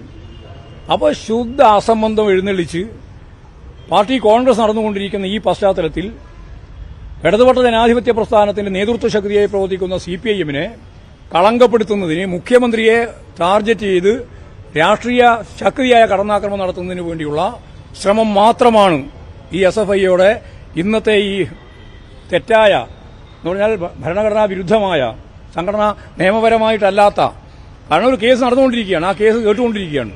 അപ്പോൾ അതിന്റെ മേലെ വേറൊരു കാര്യം ഞങ്ങൾ ചെയ്തിട്ടുണ്ട് എന്ന് പറഞ്ഞുകൊണ്ട് നിങ്ങളെല്ലാം ശ്രദ്ധ ആ തരത്തിലേക്ക് മാറ്റാൻ വേണ്ടിയുള്ള ബോധപൂർവമായ ശ്രമമാണ്. ഇത് രാഷ്ട്രീയമാണ്. ഈ രാഷ്ട്രീയത്തെ ശക്തിയായിട്ട് ഞങ്ങൾ മുമ്പ് പറഞ്ഞതുപോലെ തന്നെ രാഷ്ട്രീയമായിട്ട് തന്നെ നേരിടും. കമ്പനികൾ തമ്മിലുള്ള കരാറുകളും പ്രശ്നങ്ങളും ഒന്നും ഞങ്ങൾ കൈകാര്യം ചെയ്യേണ്ടതല്ല, അത് നിയമപരമായിട്ട് തന്നെ നടക്കേണ്ടുന്ന പ്രക്രിയ മാത്രമായിട്ടേ കാണേണ്ടിയുള്ളൂ. ആ രീതിയിൽ ഞങ്ങൾ ഇതിനെ കാണുകയാണ്. അതുകൊണ്ട് പ്രതിപക്ഷവും അതുപോലെ തന്നെ ഈ മഴവിൽ സഖ്യം, കേരളത്തിൽ രൂപം കൊണ്ടിട്ടുള്ള ഈ മഴവിൽ സഖ്യമുണ്ടല്ലോ, RSS, BJP, സംഘപരിവാർ, അതുപോലെ തന്നെ കോൺഗ്രസ്, UDF-ന്റെ ഭാഗമായിട്ടുള്ളവർ, അതിന്റെ ഒപ്പം തന്നെ ജമാഅത്തെ ഇസ്ലാമി, SDPI ഉൾപ്പെടെയുള്ള ഈ സഖ്യം CPM-നെതിരായിട്ടും മുഖ്യമന്ത്രിക്കെതിരായിട്ടും ഗവൺമെന്റിനെതിരായിട്ടും നടത്തിക്കൊണ്ടിരിക്കുന്ന രാഷ്ട്രീയ വില കുറഞ്ഞ നിലപാടിന്റെ പ്രചരണത്തിന്റെ ഭാഗമായിട്ട് മാത്രമേ ഞാൻ ഇതിനെ കാണുന്നുള്ളൂ. ഇതാണ് നമ്മുടെ മുമ്പിലുള്ള ചിത്രം. അതൊന്നും എനിക്കറിയില്ല, അറസ്റ്റ് പോയോ ഇല്ലയോ എന്നുള്ളതല്ല. ഞാൻ ഈ കേസുമായി ബന്ധപ്പെട്ട കാര്യത്തിലേക്കല്ല നടക്കുന്നത്. ഇതിങ്ങനെ നിയമപരമായിട്ട് ഒരു കാര്യം ചെയ്യാൻ ഇവർ അവകാശമില്ല. ആ കേസിന്റെ മേലെ ഏറ്റവും ശക്തമത്തായ രീതിയിലൊരു വാദം ഹൈക്കോടതിയിൽ നടന്നുകൊണ്ടിരിക്കുകയാണ് ഡൽഹിയിൽ. അപ്പോൾ സ്വാഭാവികമായിട്ട് ഇത്തരത്തിലുള്ള ഒരു കേസിലേക്കും പ്രശ്നങ്ങളിലേക്കും പോകേണ്ടുന്ന ഒരു കാര്യമില്ലാത്ത സന്ദർഭത്തിൽ ബോധപൂർവം പാർട്ടി കോൺഗ്രസിന്റെ മുന്നോടിയായിട്ട് ഈ കള്ളപ്രചാരവേല നടത്താൻ വേണ്ടിയിട്ട് നിങ്ങളെല്ലാം കൂടി ചേർന്ന് നടത്തിയിട്ടുള്ള ഒരു പ്രവർത്തനം മാത്രം. നിങ്ങളെല്ലാം എന്ന് പറഞ്ഞാൽ നിങ്ങളല്ല, ഞാൻ നേരത്തെ പറഞ്ഞ മഴവിൽ സഖ്യമാണ് ഞാൻ ഉദ്ദേശിക്കുന്നത്. നിങ്ങൾ അവർ നടത്തിക്കൊണ്ടിരിക്കുന്ന ഗൂഢമായ ഒരു ശ്രമം മാത്രമാണിത്. എന്നിട്ട് അതിന്റെ മേലെ രാജിവെക്കണമെന്നുള്ള മുദ്രാവാക്യം കൂടി വെക്കാൻ ഉളുപ്പില്ലാതെ നിലപാട് സ്വീകരിച്ചുകൊണ്ടിരിക്കുകയാണ് ഈ പ്രതിപക്ഷം എന്ന് പറയുന്നത്. അല്ല, ഒരുപാട് ആൾ ആവശ്യപ്പെട്ടിട്ടുണ്ട്. അത് ഞാൻ നേരത്തെ പറഞ്ഞതാണ്. യെസ്, അവസാനിപ്പിക്കാം. മുഖ്യമന്ത്രി അല്ല, സുരേഷ് ഗോപി എപ്പാ ഭീഷണിപ്പെടുത്താത്തത്? അദ്ദേഹത്തെ പറ്റിയൊന്നും ഒരു വർത്തമാനം പറയാൻ പറ്റില്ല. ഒരു രാഷ്ട്രീയ നേതൃത്വത്തിന്റെ ഭാഗമായിട്ട് നിൽക്കേണ്ടുന്ന ഒരാൾ, മന്ത്രി, കേന്ദ്രമന്ത്രി, അദ്ദേഹം തോന്നിയ പോലെ പറയുന്നതിനോട് ആര് പ്രതികരിക്കാനാണ്? ഞാനൊന്നും പ്രതികരിക്കാൻ പോകുന്നില്ല.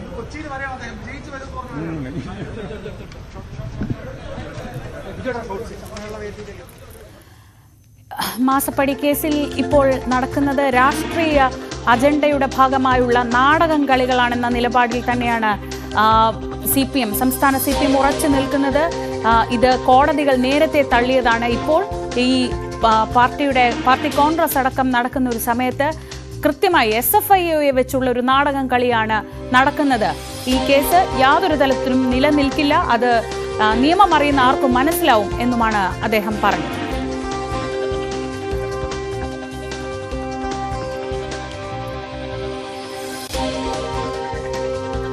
മാസപ്പടി കേസിൽ പ്രോസിക്യൂഷൻ അനുമതി ലഭിച്ചതോടെ എന്തായാലും തുടർ നീക്കങ്ങൾ വേഗത്തിലാക്കാനാണ് SFI ശ്രമിക്കുന്നത്. മുഖ്യമന്ത്രിയുടെ മകൾ വീണ അടക്കമുള്ളവർക്ക് സമൻസ് അയക്കും. അറസ്റ്റിലേക്ക് നീങ്ങുമോ എന്നതും നിർണായകമായ ചോദ്യമാണ്. വീണയെ പ്രതിയാക്കിയത് രാഷ്ട്രീയ പ്രേരിതമെന്ന നിലപാടിലാണ് CPM ഉള്ളത്. ആ നിലപാട് തന്നെയാണ് ഇപ്പോൾ CPM സംസ്ഥാന സെക്രട്ടറി MV ഗോവിന്ദൻ ആവർത്തിച്ചത്. സർക്കാരിനെയും പാർട്ടിയെയും ലക്ഷ്യം വെച്ചുള്ള ആസൂത്രിത നീക്കം ആണിതെന്നും അതിനെ രാഷ്ട്രീയമായി തന്നെ നേരിടുമെന്നുമാണ് CPM നേതാക്കൾ ഇന്നലെ മുതൽ പ്രതികരിക്കുന്നത്. പാർട്ടി കോൺഗ്രസ് നടക്കുമ്പോൾ ഈ കുറ്റപത്രം നൽകിയത് ഗൂഢാലോചനയുടെ ഭാഗമാണെന്നും നേതാക്കൾ പറയുന്നു.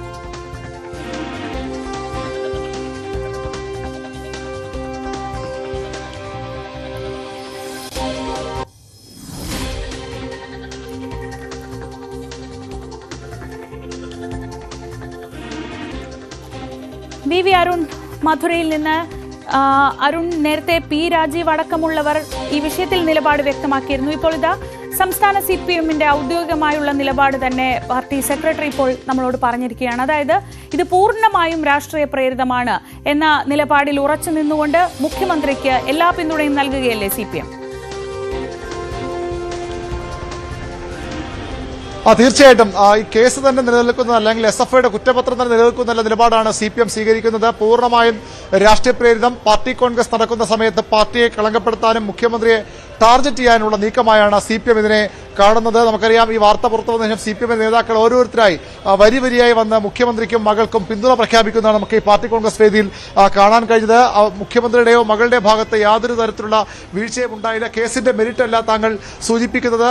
കൃത്യമായി പറഞ്ഞാൽ ഈ കേസ് പോലും നിലനിൽക്കുന്നില്ല. കാരണം ഡൽഹി ഹൈക്കോടതിയിൽ ഇതിന്റെ കേസ് തള്ളണമെന്ന ആവശ്യം അന്തിമവാദം കേൾക്കാനിരിക്കെയുള്ള ഒരു നീക്കം രാഷ്ട്രീയ പ്രേരിതം എന്നതിനപ്പുറത്തേക്ക് ഒന്നും കാണാനില്ല എന്ന നിലപാടാണ് CPM സംസ്ഥാന സെക്രട്ടറിയും മറ്റു നേതാക്കളും സ്വീകരിക്കുന്നത്. പൂർണ്ണ പിന്തുണയാണ് ഈ വിഷയത്തിൽ മുഖ്യമന്ത്രിക്ക് നൽകുന്നത്. കേസിന്റെ ഒരു ഘട്ടത്തിലും മുഖ്യമന്ത്രിയോ സർക്കാരോ ഏതെങ്കിലും തരത്തിലുള്ള അഴിവിട്ട നീക്കങ്ങൾ ഈ കമ്പനിക്ക് വേണ്ടി ചെയ്തതിന് ഒരു തെളിവുമില്ല. മാത്രമല്ല, മുഖ്യമന്ത്രിക്കെതിരെ അഴിമതി നിരോധന നിയമപ്രകാരം കേസെടുക്കാൻ കഴിയുന്ന കോടതികൾ 3 വിജിലൻസ് കോടതിയും ഒടുവിൽ ഹൈക്കോടതി സിംഗിൾ ബെഞ്ചും വ്യക്തമാക്കിയതാണ്. എന്നിട്ടും ഇത്തരം നീക്കം നടത്തുന്ന പൂർണ്ണമായും രാഷ്ട്രീയ പ്രേരിതമെന്ന് തന്നെ CPM പറയുകയാണ്. അതിന് നിയമപരമായും രാഷ്ട്രീയമായും നേരിടാനാണ് CPM-ന്റെ തീരുമാനം. അതാണ് CPM നേതാക്കൾ വ്യക്തമാക്കുന്നത്. ഇപ്പോൾ നേതാക്കൾ ഇവിടേക്ക് വരുന്ന ദൃശ്യങ്ങളാണ് നമ്മൾ കാണുന്നത്. പാർട്ടി കോൺഗ്രസ് നടക്കുമ്പോഴാണ് CPM-ന് വലിയൊരു തിരിച്ചടി അയക്കാവുന്ന ഒരു നീക്കം SFIയുടെ ഭാഗത്തുനിന്നുണ്ടായത്. അതിൽ പൂർണ്ണമായും രാഷ്ട്രീയം കാണുകയാണ് CPM. അതിനപ്പുറത്തേക്ക് ഒരു വസ്തുതയുമില്ലാത്ത, ഒരു നിയമപരമായ പരിരക്ഷയുമില്ലാത്ത കാര്യമാണിതെന്നാണ് CPM-ന്റെ ആരോപണവും നിലപാടും. അതുകൊണ്ട് തന്നെ പൂർണ്ണ പിന്തുണ, മുഖ്യമന്ത്രി രാജി എന്ന ആവശ്യമൊക്കെ പൂർണ്ണമായും തള്ളുകയാണ് CPM നേതൃത്വം ചെയ്യുന്നത്. അത് ചർച്ച ചെയ്യേണ്ട പോലും കാര്യമില്ല എന്ന നിലപാടാണ് CPM-ന് മുഖ്യമന്ത്രിയുടെ രാജി എന്ന പ്രതിപക്ഷ ആവശ്യത്തോടുള്ളത്. ശ്രീജ, PV അരുണാണ് മധുരയിൽ നിന്ന് വിവരങ്ങൾ നൽകുന്നത്.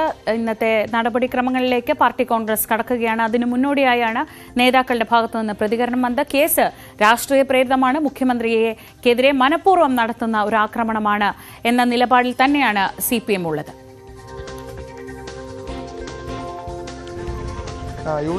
ഉള്ളതല്ലേ ഇപ്പോ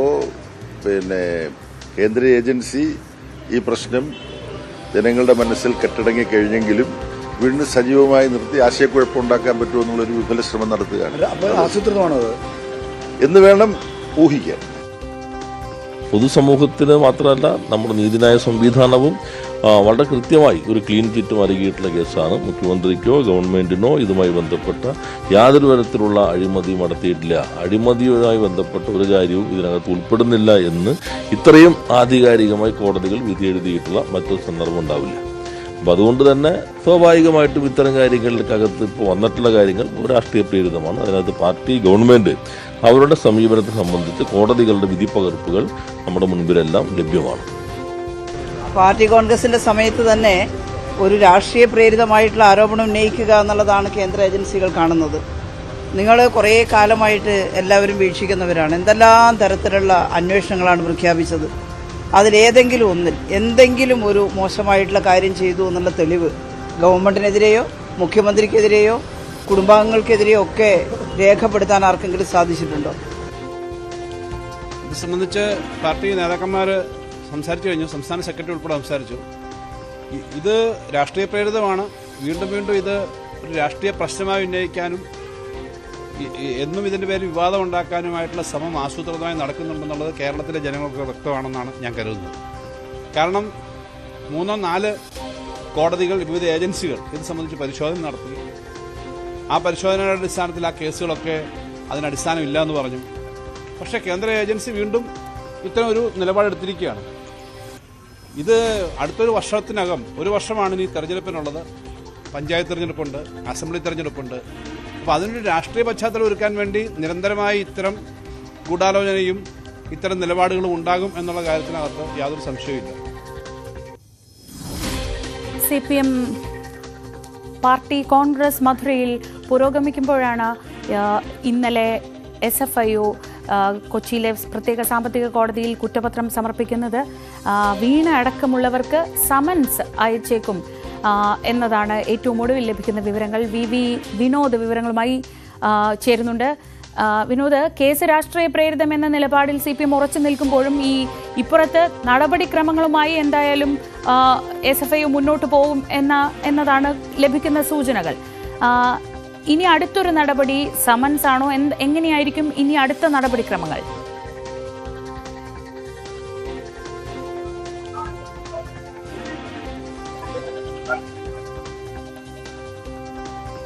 കൊച്ചിയിലെ പ്രത്യേക കോടതിയുണ്ട്. അവിടെ പരാതി രജിസ്റ്റർ ചെയ്ത ശേഷമായിരിക്കും തുടർ നടപടികൾ. ഒരുപക്ഷെ അറസ്റ്റ് ഉൾപ്പെടെയുള്ള കാര്യങ്ങൾ വേണമെങ്കിൽ ആ നടപടി പൂർത്തിയാക്കേണ്ടതുണ്ട്.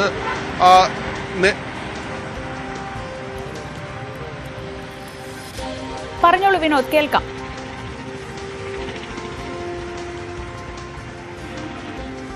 ശ്രീജ, ആ തരത്തിലാണ്. അതായത് SFIO ഇനി എന്ത് നടപടി സ്വീകരിക്കും അത് തന്നെയാണ് ഏവരും ആകാംക്ഷയോടെ നോക്കുന്നത്. പക്ഷേ ഇതിന്റെ ഒരു നിയമപരമായ കാര്യങ്ങൾ നേരത്തെ വിജിലൻസ് കോടതിയിലാകട്ടെ, മൂവാറ്റുപുഴ കോടതിയിലാണ്, അല്ലെങ്കിൽ ഹൈക്കോടതിയിലാകട്ടെ, അവിടെയൊക്കെ തന്നെ ഈ മാത്യു കുഴൽനാടനോ അല്ലെങ്കിൽ ഷോൺ ജോർജോ ഒക്കെ ഈ നിയമപരമായ നടപടികളുമായി പോകുമ്പോൾ അവർക്ക് തിരിച്ചടി ഉണ്ടാകുന്ന സാഹചര്യമായിരുന്നു. പക്ഷേ ഇപ്പോൾ ഈ പ്രോസിക്യൂഷന് അനുമതി ലഭിച്ചിരിക്കുന്നു. കമ്പനി രജിസ്ട്രാറുടെ ഈ ഒരു പ്രോസിക്യൂഷൻ അനുമതി, അതിൽ മേൽ ഇനി എന്ത് നടപടി ഉണ്ടാകുമെന്നാണ് CMRLുമായി നടത്തിയ ഇടപാട്. അതോടൊപ്പം തന്നെ എംപവർ ഇന്ത്യ എന്ന സഹസ്ഥാപനം, ഈ രണ്ട് സ്ഥാപനങ്ങളുമായി നടത്തിയ ഇടപാട് മറ്റ് സേവനങ്ങളൊന്നും നൽകാതെ ഇങ്ങനെ പണം വാങ്ങിയത്, അത് മാസപ്പടി എന്ന കണ്ടെത്തലാണ്. ഇത് ആദ്യം ഇന്ററിം സെറ്റിൽമെന്റ് ബോർഡിന്റെ ഒരു കണ്ടെത്തലായാണ് വരുന്നത്. ആ സമയത്ത് ഏതാണ്ട് 1,73 ലക്ഷം രൂപ എന്ന ഒരു കണ്ടെത്തൽ, 74 ലക്ഷം രൂപ എന്ന ഒരു കണ്ടെത്തൽ, അതിപ്പോൾ 2.7 കോടി രൂപ എന്ന അന്വേഷണത്തിലേക്കാണ്. ഇപ്പോൾ SFIയുടെ അന്വേഷണം പൂർത്തിയാകുമ്പോൾ ആ ഒരു തുകയിലേക്കാണ് കാര്യങ്ങൾ എത്തുന്നത്. ഇവിടെ ഈ പ്രോസിക്യൂഷന് അനുമതി ലഭിച്ചതോടുകൂടി എന്ത് നടപടി എന്നതാണ്. പ്രത്യേകിച്ച് ഇപ്പോഴത്തെ ഒരു രാഷ്ട്രീയ സാഹചര്യം കൂടി വിലയിരുത്തേണ്ടതുണ്ട്. CPMന്റെ പാർട്ടി കോൺഗ്രസ് നടക്കുന്നുണ്ട്. അവിടെ മുഖ്യമന്ത്രിക്ക് വലിയ പ്രശംസ കിട്ടുന്ന സാഹചര്യമാണ്. കേരളത്തിൽ തുടർ ഭരണമുണ്ടാകുന്നു. മറ്റ് സംസ്ഥാനങ്ങളിൽ നിന്നുള്ള പ്രതിനിധികളെല്ലാം തന്നെ കേരളത്തിന്റെ പ്രവർത്തനത്തെ, അല്ലെങ്കിൽ ഇവിടെ CPM നടത്തുന്ന പ്രവർത്തനത്തെ ശ്ലാഘിക്കുന്ന ഒരു സാഹചര്യമുണ്ട്. ഇപ്പോൾ ഇങ്ങനെ ഒരു നടപടി വരുന്നത് സ്വാഭാവികമായും ആ നടക്കുന്ന യോഗത്തിന്റെ ശോഭ കെടുത്താൻ വേണ്ടി എന്ന ഒരു രാഷ്ട്രീയ ആരോപണം CPM കേന്ദ്രങ്ങളുടെ ഭാഗത്ത് നിന്ന് ഉണ്ടാകാം. ഏതായിരുന്നാലും ഇതിന് ഒരു നിയമപരമായ വശമുണ്ട്. ഇതിൽ SFIO കുറെ കാലമായി ഇത് അന്വേഷിക്കുകയും അതിൽ നടപടിയെടുക്കാതിരിക്കുകയും ചെയ്തിരുന്നു. അപ്പോൾ തന്നെ വിമർശന വിധേയമായിരുന്നു. കോൺഗ്രസിന്റെയൊക്കെ ഭാഗത്ത് നിന്ന് വിമർശനം ഉണ്ടായിരുന്നു. ഇതൊരു ഒത്തുകളിയാണ്. പലപ്പോഴും ഇങ്ങനെ വിവാദങ്ങൾ വരികയും കേസുകൾ ഉണ്ടാകുകയും പിന്നീട് അതിനെക്കുറിച്ച് കാര്യമായ അന്വേഷണമോ അതിൽ തുടർ നടപടികളോ ഉണ്ടാകാതെ പോവുകയും ചെയ്യുന്ന ഒരു സാഹചര്യമുണ്ട്.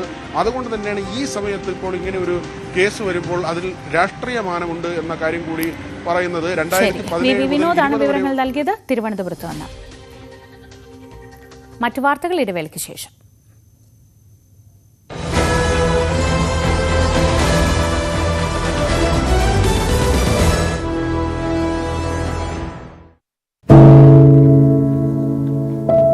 പെരുകുന്ന കുറ്റകൃത്യങ്ങളുടെ വാർത്തകൾ എല്ലാ ദിവസവും വായിച്ച് തളരുന്ന കാലമാണ് മാധ്യമപ്രവർത്തക എന്ന രീതിയിൽ ഇപ്പോൾ.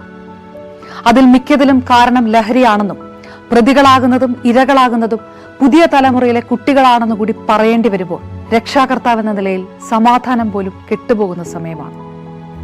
ആരെയാണ് തിരുത്തുക? ആരെയാണ് നന്നാക്കുക?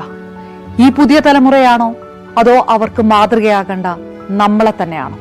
4ാമത്തെ പെഗിൽ ഐസ് ക്യൂബ് വീഴുമ്പോൾ ഞാൻ എവിടെ എത്തുമെന്ന് പറയുന്ന നായകനെ വേണ്ട എന്ന് പറയാൻ ഒരിക്കലും നമുക്ക് കഴിഞ്ഞിട്ടില്ല. എല്ലാ പ്രതിസന്ധികളിൽ നിന്നും എഴുന്നേറ്റ് വരാൻ ലഹരി ഒപ്പം വേണമെന്നും വിഷമത്തിലും സന്തോഷത്തിലുമെല്ലാം ലഹരി കൂടെ ഉണ്ടാകണം എന്ന് പറഞ്ഞ തലമുറയാണ് നമ്മുടേത്. ലഹരിക്ക് കുടുംബ സദസ്സുകളിൽ ഉണ്ടായിരുന്ന ടാബു പോലും തുടച്ചു കളഞ്ഞ തലമുറയാണ് നമ്മുടേത്. അച്ഛനും അമ്മയും കുട്ടികളുടെ മുന്നിലിരുന്ന് മദ്യപിക്കുന്ന കാലത്ത് ഇതിലും വലിയ ലഹരിയിലേക്ക് കടക്കരുതെന്ന് കുട്ടികളോട് ആ രക്ഷിതാക്കൾക്ക് എങ്ങനെയാണ് പറയാൻ കഴിയുക? നോക്കൂ, കൈവിട്ടു പോകുന്നത് നമുക്കാണ്. അതിന്റെ വലിയ വിപത്ത് അനുഭവിക്കുന്നത് പുതിയ തലമുറയും. ലഹരി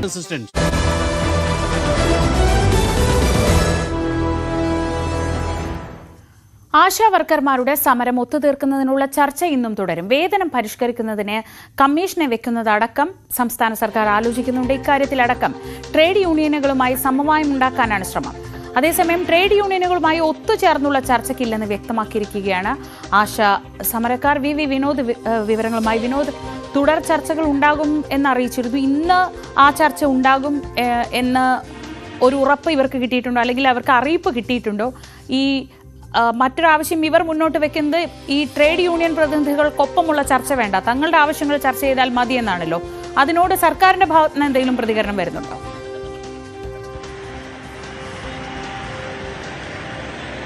ശ്രീജ, എങ്ങും എത്താതെ പോവുകയാണ് ഈ സമരം. കഴിഞ്ഞ ദിവസത്തെ ചർച്ചയും പരാജയമായിരുന്നു. ഇന്ന് ചർച്ച നടക്കുമെന്ന് ഒരു ഉറപ്പുമില്ല. കാരണം നിലപാട് തങ്ങൾ അറിയിക്കാമെന്ന് പറഞ്ഞ ശേഷം കഴിഞ്ഞ ദിവസം ആശാ പ്രവർത്തകരുടെ പ്രതിനിധികൾ ആ യോഗത്തിൽ നിന്ന് വരികയായിരുന്നു. അവർ എന്നാൽ ഈ സമരവേദിയിലേക്ക് എത്തി അവർ വലിയ മുദ്രാവാക്യം വിളികൾ, ഈ ചർച്ച പരാജയമാണെന്ന് അറിഞ്ഞതോടുകൂടി തന്നെ ആശമാർ മുദ്രാവാക്യം വിളികളിലേക്ക് പോവുകയും ആരോഗ്യമന്ത്രിയുടെ രാജി ആവശ്യപ്പെടുകയും ചെയ്തു. പിന്നീട് MG റോഡ് ഉപരോധിക്കുന്ന നിലയിലേക്ക് കാര്യങ്ങൾ പോയി. അതായത് ഇപ്പോൾ നടക്കുന്ന ചർച്ചകൾ ഫലം കാണില്ല എന്ന കാര്യം വ്യക്തമാണ്. ആരോഗ്യമന്ത്രിയുടെ ഓഫീസിൽ നിന്ന് ഇതുവരെ ഇന്നത്തെ ചർച്ച സംബന്ധിച്ച് ഒരു അറിയിപ്പും നൽകിയിട്ടുമില്ല. ആശമാർ പറയുന്നത് ഈ തൊഴിലാളി സംഘടനാ നേതാക്കളുമായി, അതായത് ട്രേഡ് യൂണിയൻ നേതാക്കളുമായുള്ള അവരുമായി ചേർന്നുള്ള ചർച്ചകൾക്ക് ഇനി തങ്ങളില്ല. കാരണം കഴിഞ്ഞ ദിവസം ഈ എല്ലാ ട്രേഡ് യൂണിയനുകളും സർക്കാരിന്റെ നിലപാടിനോട് യോജിക്കുകയായിരുന്നു. ഒരു പ്രത്യേക കമ്മീഷനെ വെക്കാമെന്നും അത് ഇവരുടെ ഓണറേറിയം വർദ്ധിപ്പിക്കുന്നത് ഉൾപ്പെടെയുള്ള കാര്യങ്ങൾ കമ്മീഷൻ പരിശോധിച്ച ശേഷം അതിലൊരു തീരുമാനമെടുക്കാമെന്ന നിലപാടിലേക്കാണ് പോയത്. പക്ഷേ 2 മാസമാകാൻ പോവുകയാണ് ഈ സമരം തുടങ്ങിയിട്ട്. അങ്ങനെ ഒരു ഉറപ്പ് കൊണ്ട് മാത്രം സമരം അവസാനിപ്പിക്കാൻ കഴിയില്ല എന്ന നിലപാടിലാണ് ആശമാറുള്ളത്. നമുക്ക് മനസ്സിലാക്കാൻ കഴിയുന്നത് ഇവർ ഓണറേറിയമായി 21,000 രൂപയാണ് ആവശ്യപ്പെടുന്നതെങ്കിലും ഇപ്പോൾ ലഭിക്കുന്ന 7,000 രൂപ അതൊരു 10,000 രൂപയായെങ്കിലും ഉയർത്തിയാൽ ഈ സമരം അവസാനിപ്പിക്കാമെന്ന ഒരു നിലയിലേക്ക് അവർ എത്തിയിട്ടുണ്ട്. കാരണം സ്ത്രീകൾ നടത്തുന്ന ഒരു സമരമാണ്. 2 മാസമാകുന്നു. ഇപ്പോൾ 15 ദിവസമായി നടക്കുന്ന നിരാഹാര സമരം കൂടി ഇതിന്റെ ഭാഗമായി നടക്കുന്നുണ്ട്. ഇപ്പോഴത്തെ ഒരു കാലാവസ്ഥയും മറ്റ് പ്രശ്നങ്ങളും ഒക്കെ ഉണ്ട്. അതൊക്കെ തന്നെ അവരെ വല്ലാതെ അലട്ടുന്നുമുണ്ട്. ഈ സമരക്കാരെ വല്ലാതെ അലട്ടുന്നുമുണ്ട്.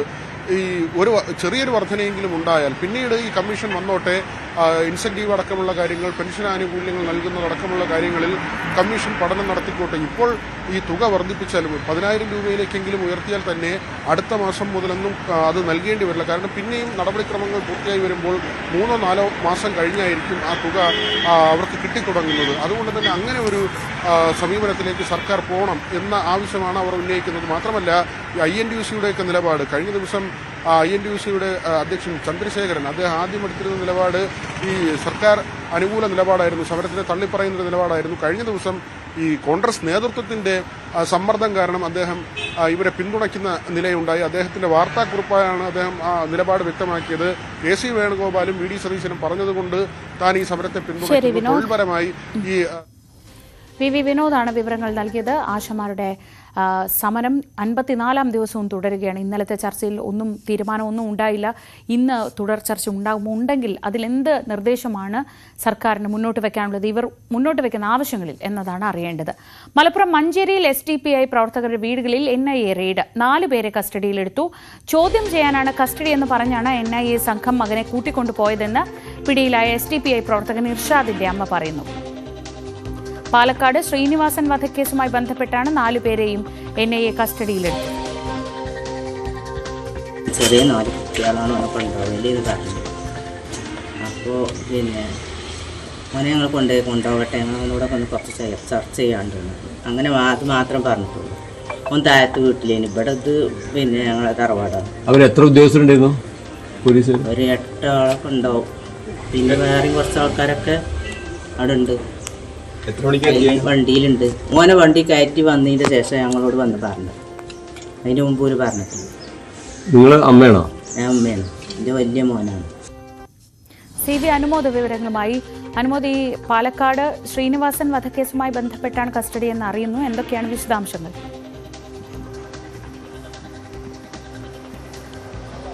ശ്രീജ, ആനക്കോട്ടുപുറം ഇർഷാദ്, കിഴക്കേത്തല സൈദലവി, മംഗലശ്ശേരി ഖാലിദ്, ഷിഹാബുദ്ദീൻ ചെങ്ങര, ഇങ്ങനെ 4 പേരെയാണ് NIA കസ്റ്റഡിയിലെടുത്തിരിക്കുന്നത്. ഇവരെ പുലർച്ചെ 3 മണിയോടെയാണ് ഇവരുടെ വീടുകളിലെത്തി പോലീസ് കസ്റ്റഡിയിലെടുത്തത്. മറ്റൊരു പ്രവർത്തനയ്ക്ക് വേണ്ടിയും ഇവർ NIA അന്വേഷണം നടത്തിയെങ്കിലും അയാളെ പിടികൂടാൻ സാധിച്ചിട്ടില്ല. അയാൾ രക്ഷപ്പെടുകയായിരുന്നു എന്നാണ് അറിയുന്നത്. ഇതിൽ ഖാലിദ് എന്ന യുവാവ് സ്വർണ്ണപ്പണി ചെയ്യുന്ന ആളാണ്. സ്വർണ്ണാഭരണ നിർമ്മാണ മേഖലയിലുള്ള ആളാണ്. മഞ്ചേരി സ്വദേശിയാണ്. ഇവരൊക്കെ പരസ്പരം ഇതുവരെ ഒരു കേസിലും ഉൾപ്പെട്ടിട്ടില്ല എന്നാണ് അറിയാൻ കഴിയുന്നത്. പക്ഷേ നമുക്ക് മനസ്സിലാക്കാൻ സാധിച്ചത് ശ്രീനിവാസൻ വധവുമായി ബന്ധപ്പെട്ട് പ്രതികൾക്ക് സാമ്പത്തിക സഹായം നൽകിയതാണ് ഇവർക്ക് നേരെ ചുമത്തപ്പെട്ട അല്ലെങ്കിൽ ആരോപിക്കപ്പെട്ട കുറ്റമെന്ന വിവരമാണ് ലഭിക്കുന്നത്. ഇതിനെക്കുറിച്ച് കൂടുതൽ അറിയുവാനാണ്, അന്വേഷിക്കുവാനാണ് അവരെ കസ്റ്റഡി എടുത്തതെന്നാണ് മനസ്സിലാക്കാൻ കഴിയുന്നത്. ഈ കസ്റ്റഡിയിലെടുത്ത യുവാക്കളുടെ വീട്ടുകാരോട് അവരെ കുറ്റക്കാരല്ലെങ്കിൽ തിരിച്ചയക്കുമെന്ന് മാത്രം പറഞ്ഞുകൊണ്ടാണ് കൊണ്ടുപോയതെന്നാണ് അവർ പ്രതികരിച്ചിട്ടുള്ളത്. ഈ മറ്റേതെങ്കിലും കേസുകൾ, ശ്രീനിവാസൻ വധത്തിന് പുറമെ മറ്റേതെങ്കിലും കേസുകൾ അതിൻ്റെ ഭാഗമായിട്ടാണോ ഈ കസ്റ്റഡി എന്നും അറിയേണ്ടതുണ്ട്. കഴിഞ്ഞ മാസമാണ് മലപ്പുറത്ത് വിവിധ ഇടങ്ങളിൽ SDPIയുടെ ഓഫീസുകളിലും മറ്റും റെയ്ഡ് നടത്തി നിരവധി രേഖകളും മറ്റും പിടിച്ചെടുത്തത്. ഒരുപക്ഷെ ഏതെങ്കിലും കേസുകളിലെ പ്രതികളുമായി ബന്ധപ്പെട്ട് അവർക്ക് സാമ്പത്തിക സഹായമോ മറ്റേതെങ്കിലും നൽകിയതാ കുറ്റമായിരിക്കാം ഇവർക്കെതിരെ ഉള്ളത് എന്നാണ് അറിയുന്നത്. ഇവരാരും തന്നെ വലിയ സജീവമായിട്ട് നേതൃനിരയിൽ പ്രവർത്തിക്കുന്നവരല്ല എന്ന വിവരമാണ് SDPIയുടെ ജില്ലാ നേതൃത്വത്തിൽ നിന്നും അറിയാൻ കഴിഞ്ഞിട്ടുള്ളത്. എന്നാണെങ്കിലും പുലർച്ചെ 3 മണിക്ക് തുടങ്ങിയ പരിശോധനകൾ അതിരാവിലെ തന്നെ പൂർത്തിയാക്കി NIAയുടെ കൊച്ചിയിലെ സംഘം മടങ്ങുകയും ചെയ്തിട്ടുണ്ട്.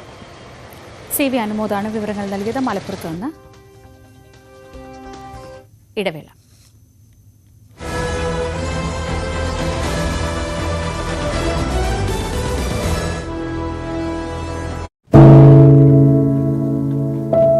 പെരുകുന്ന കുറ്റകൃത്യങ്ങളുടെ വാർത്തകൾ എല്ലാ ദിവസവും വായിച്ച് തളരുന്ന കാലമാണ് മാധ്യമപ്രവർത്തക എന്ന രീതിയിൽ ഇപ്പോൾ. അതിൽ മിക്കതിലും കാരണം ലഹരിയാണെന്നും പ്രതികളാകുന്നതും ഇരകളാകുന്നതും പുതിയ തലമുറയിലെ കുട്ടികളാണെന്നു കൂടി പറയേണ്ടി വരുമ്പോൾ രക്ഷാകർത്താവെന്ന നിലയിൽ സമാധാനം പോലും കെട്ടുപോകുന്ന സമയമാണ്. ആരെയാണ് തിരുത്തുക? ആരെയാണ് നന്നാക്കുക? ഈ പുതിയ തലമുറയാണോ അതോ അവർക്ക് മാതൃകയാകേണ്ട നമ്മളെ തന്നെയാണോ? 4ാമത്തെ പെഗ്ഗിൽ ഐസ് ക്യൂബ് വീഴുമ്പോൾ ഞാൻ എവിടെ എത്തുമെന്ന് പറയുന്ന നായകനെ വേണ്ട എന്ന് പറയാൻ ഒരിക്കലും നമുക്ക് കഴിഞ്ഞിട്ടില്ല. എല്ലാ പ്രതിസന്ധികളിൽ നിന്നും എഴുന്നേറ്റ് വരാൻ ലഹരി ഒപ്പം വേണമെന്നും വിഷമത്തിലും സന്തോഷത്തിലുമെല്ലാം ലഹരി കൂടെ ഉണ്ടാകണം എന്ന് പറഞ്ഞ തലമുറയാണ് നമ്മുടേത്. ലഹരിക്ക് കുടുംബ സദസ്സുകളിൽ ഉണ്ടായിരുന്ന ടാബു പോലും തുടച്ചു കളഞ്ഞ തലമുറയാണ് നമ്മുടേത്. അച്ഛനും അമ്മയും കുട്ടികളുടെ മുന്നിലിരുന്ന് മദ്യപിക്കുന്ന കാലത്ത് ഇതിലും വലിയ ലഹരിയിലേക്ക് കടക്കരുതെന്ന് കുട്ടികളോട് ആ രക്ഷിതാക്കൾക്ക് എങ്ങനെയാണ് പറയാൻ കഴിയുക? നോക്കൂ, കൈവിട്ടു പോകുന്നത് നമുക്കാണ്.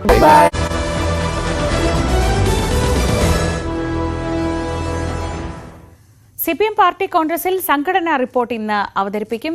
BV രാഘവലുവാണ് റിപ്പോർട്ട് അവതരിപ്പിക്കുക. രാഷ്ട്രീയ പ്രമേയത്തിലും രാഷ്ട്രീയ അവലോകന റിപ്പോർട്ടിന്മേലുമുള്ള ചർച്ച ഇന്ന് പൂർത്തിയാവും. ചർച്ചയ്ക്ക് പ്രകാശ് കാരാട്ട് മറുപടി പറയും. ചർച്ചയിൽ ഉയർന്ന ഭേദഗതികൾ കൂടി പരിഗണിച്ച് രാഷ്ട്രീയ പ്രമേയം പാർട്ടി കോൺഗ്രസ് അംഗീകരിക്കും.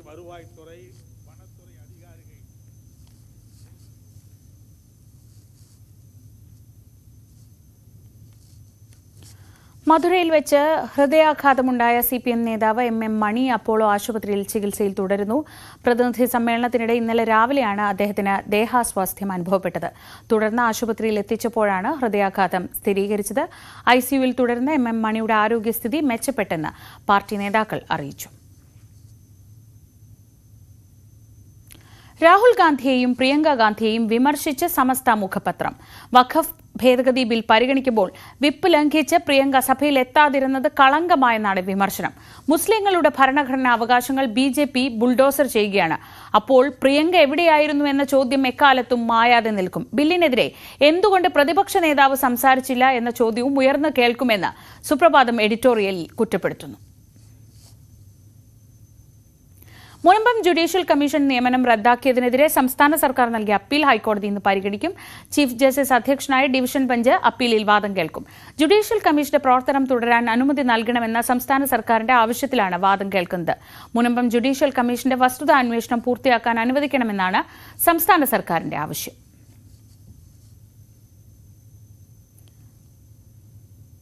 ആലപ്പുഴയിൽ 2 കോടി രൂപയുടെ ഹൈബ്രിഡ് കഞ്ചാവ് പിടികൂടിയ കേസിൽ അന്വേഷണം അസിസ്റ്റന്റ് എക്സൈസ് കമ്മീഷണർ അശോക് കുമാറിന് ഇന്ന് കൈമാറും.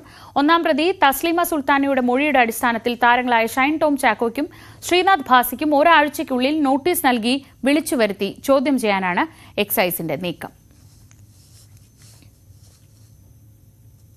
രാവിലെയുടെ സമയം ഇതോടെ പൂർണ്ണമാവുകയാണ്. ഇനി കൂടുതൽ വാർത്തകൾ, കൂടുതൽ വിശദാംശങ്ങൾ, വിശകലനങ്ങൾ അതിനുള്ള സമയമാണ്. ന്യൂസ് ട്രെൻഡ്സിൽ അപർണ കുറുപ്പ് ചേരും. രാവിലെയിൽ വീണ്ടും നാളെ കാണാം.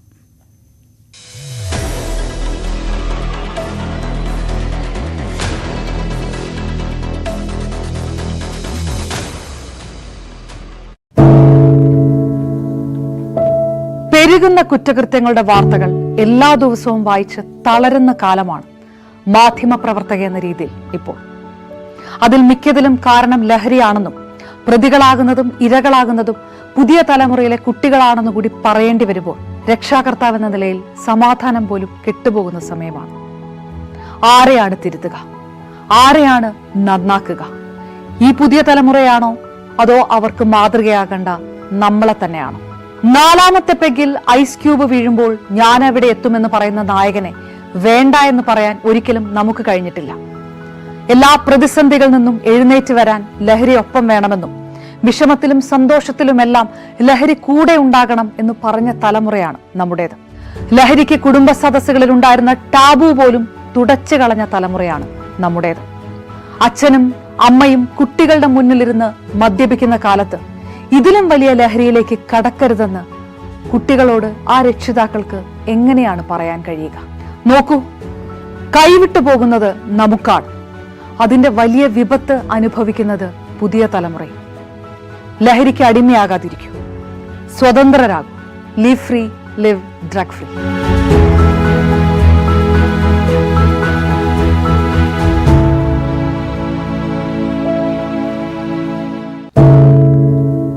എന്തു പറ്റി നമ്മുടെ നാടിന് എന്ന് ചോദിച്ചു പോകുന്ന കാര്യങ്ങളാണ് ഇപ്പോൾ സംഭവിക്കുന്നത്. എന്തൊക്കെയാണ് നമ്മുടെ യുവതലമുറ തെരുവുകളിൽ കാട്ടിക്കൂട്ടുന്നത്? കൊല്ലാൻ പോലും മടികാട്ടാത്ത ഇവർ സ്വബോധത്താൽ ഇങ്ങനെയൊന്നും ചെയ്യില്ല. നാടിന്റെ അഭിമാനമായി വളരേണ്ട യുവത്വത്തെ ഇങ്ങനെ പോകാൻ അനുവദിച്ചുകൂടാ. നമ്മൾ ഓരോരുത്തരും മാതാപിതാക്കൾ കൂടിയാണ്. നേർവഴിക്ക് നടത്താൻ, തെറ്റുകൾ പറഞ്ഞു മനസ്സിലാക്കാൻ നമുക്ക് കഴിയണം. ഇപ്പോഴത്തെ അക്രമ സംഭവങ്ങളിൽ 99% ലഹരിയുടെ, പ്രത്യേകിച്ച് ഗുരുതരമായ ആരോഗ്യ പ്രശ്നങ്ങളിലേക്ക് കൊണ്ടുവന്നെത്തിക്കുന്ന ഡ്രഗ്സിന്റെ ഉപയോഗമുണ്ടെന്ന് മനസ്സിലാക്കിയിട്ടുണ്ട്. ഇത് നിസ്സാരമല്ല. കണ്ടില്ലെന്ന് നടിക്കാൻ ആർക്കുമാവില്ല. ജീവിതം ഒട്ടേറെ ബാക്കിയുണ്ടെന്ന് യുവതലമുറ മനസ്സിലാക്കണം. സ്നേഹിക്കാൻ, സർഗാത്മകത, ലഹരിയുടെ സഹായമില്ലാതെ വളർത്താൻ അവർക്ക് കഴിയണം. നിയമത്തിന്റെ ശക്തി അവരെ ബോധ്യപ്പെടുത്തണം. Say no to drugs, a big yes to life.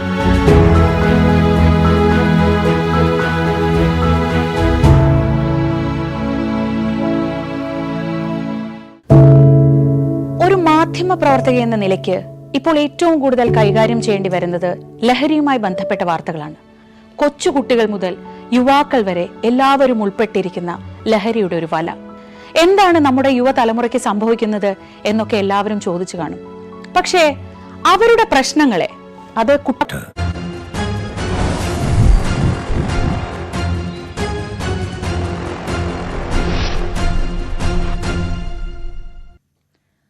നമസ്കാരം. ആദ്യം അവർ കമ്മ്യൂണിസ്റ്റുകളെ തേടി വന്നു. ഞാൻ ഒന്നും മിണ്ടിയില്ല. ഒടുവിൽ അവർ എന്നെ തേടി വന്നപ്പോൾ എനിക്ക് വേണ്ടി സംസാരിക്കാൻ ആരും അവശേഷിച്ചിട്ടുണ്ടായിരുന്നില്ല. വഖഫ് ബില്ലിനെ അനുകൂലിക്കുന്നവർ ഹിറ്റ്ലർ എങ്ങനെയാണ് ജർമ്മനിയെ ഫാസിസത്തിലേക്ക് കൊണ്ടുപോയതെന്ന് ഓർക്കണമെന്ന് പറഞ്ഞാണ് മാർട്ടിൻ നിളോമറുടെ ഈ കവിത കെ രാധാകൃഷ്ണൻ MP ലോക്സഭയിൽ ആവർത്തിച്ചത്. എന്നാൽ അതടക്കം ഇടതുപക്ഷത്തിന്റെയും കോൺഗ്രസിന്റെയും എല്ലാ വാദങ്ങളെയും എടുത്ത് അറബിക്കടലിൽ തള്ളിയിരിക്കുന്നു കത്തോലിക്ക സഭ. ഹമാസിനെ പിന്തുണയ്ക്കുന്ന മുസ്ലിം സമുദായത്തിന് അനാവശ്യമായി പ്രീണനം നൽകുന്ന ഇടതുപക്ഷവും കോൺഗ്രസും ക്രൈസ്തവരെ മതേതരത്വം പഠിപ്പിക്കേണ്ട എന്ന് മുഖമടച്ചു പറയുകയാണ് കത്തോലിക്ക സഭയുടെ മുഖപത്രം ഇന്ന് വീണ്ടും. വഖഫ് നിയമത്തിലെ ജനദ്രോഹ വകുപ്പ് പോലും തിരുത്തണമെന്ന് പറയാത്ത സുരേഷ് ഗോപി ഒഴികെയുള്ള MP-മാർ ക്രൈസ്തവരെ തിരിഞ്ഞു നോക്കിയില്ലെന്ന് പറയുന്ന ദീപിക മുന്നറിയിപ്പ് നൽകുന്നു. വഖഫ് ഇനിയും കേരളത്തിൽ ചർച്ചയാകുമെന്ന് തന്നെ. ആ മുന്നറിയിപ്പ് വോട്ടാകുമോ? കേരളത്തിലെ രാഷ്ട്രീയ സമവാക്യങ്ങൾ തിരുത്തി എഴുതപ്പെടുമോ? BJPക്കൊപ്പം നിൽക്കും എന്ന് വ്യക്തമാക്കുക കൂടിയാണോ കത്തോലിക്ക സഭ? ബിൽ പാസ്സായപ്പോൾ മുനമ്പത്തുയർന്ന കയ്യടിയും പറയുന്നത് സഭയുടെ ഇനിയുള്ള കൃത്യമായ രാഷ്ട്രീയ നിലപാടാണോ? മുനമ്പത്ത് പരിഹാരം BJP ഉറപ്പു പറയുമ്പോൾ ബില്ലിന് പക്ഷേ മുൻകാല പ്രാബല്യമില്ലെന്ന കേന്ദ്രമന്ത്രിയുടെ പ്രഖ്യാപനം തന്നെ ആയുധമാക്കുന്നു UDF-ഉം CPM-ഉം. ശരിക്കും മുനമ്പം പരിഹരിക്കപ്പെടുമോ വഖഫ് ബില്ലോടെ? പരിഹാരമോ അതോ പരിഹാരത്തിനപ്പുറമുള്ള രാഷ്ട്രീയ നീക്കങ്ങളോ? വഖഫിൽ കേരളം കാണാനിരിക്കുന്നതേയുള്ളോ ശരിയായ കളികൾ? ന്യൂസ് 10 സ്വാഗതം. പ്രധാന തലക്കെട്ടുകൾ.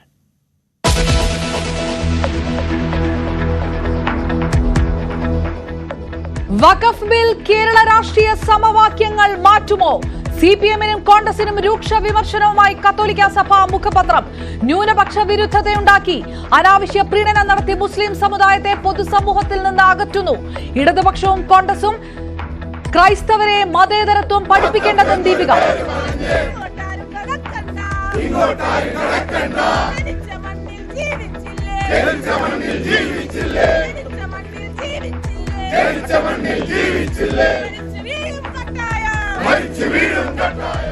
വഖഫ് ഭേദഗതി ബിൽ പാർലമെന്റും കടന്നതിൽ ആഹ്ലാദ പ്രകടനവുമായി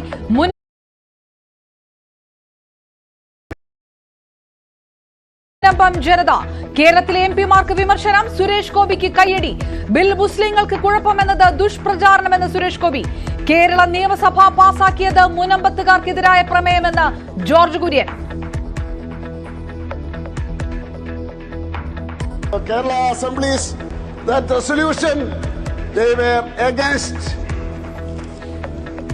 this Munamba bill. They passed the resolution that the Waqf amendment bill should be withdrawn. രാജ്യസഭയിൽ ചർച്ച നീണ്ടത് 12 മണിക്കൂർ. അനുകൂലിച്ചത് 128 MP-മാർ, എതിർത്തത് 95 പേർ. രാഷ്ട്രപതി ഒപ്പിടുന്നതോടെ നിയമമാകും.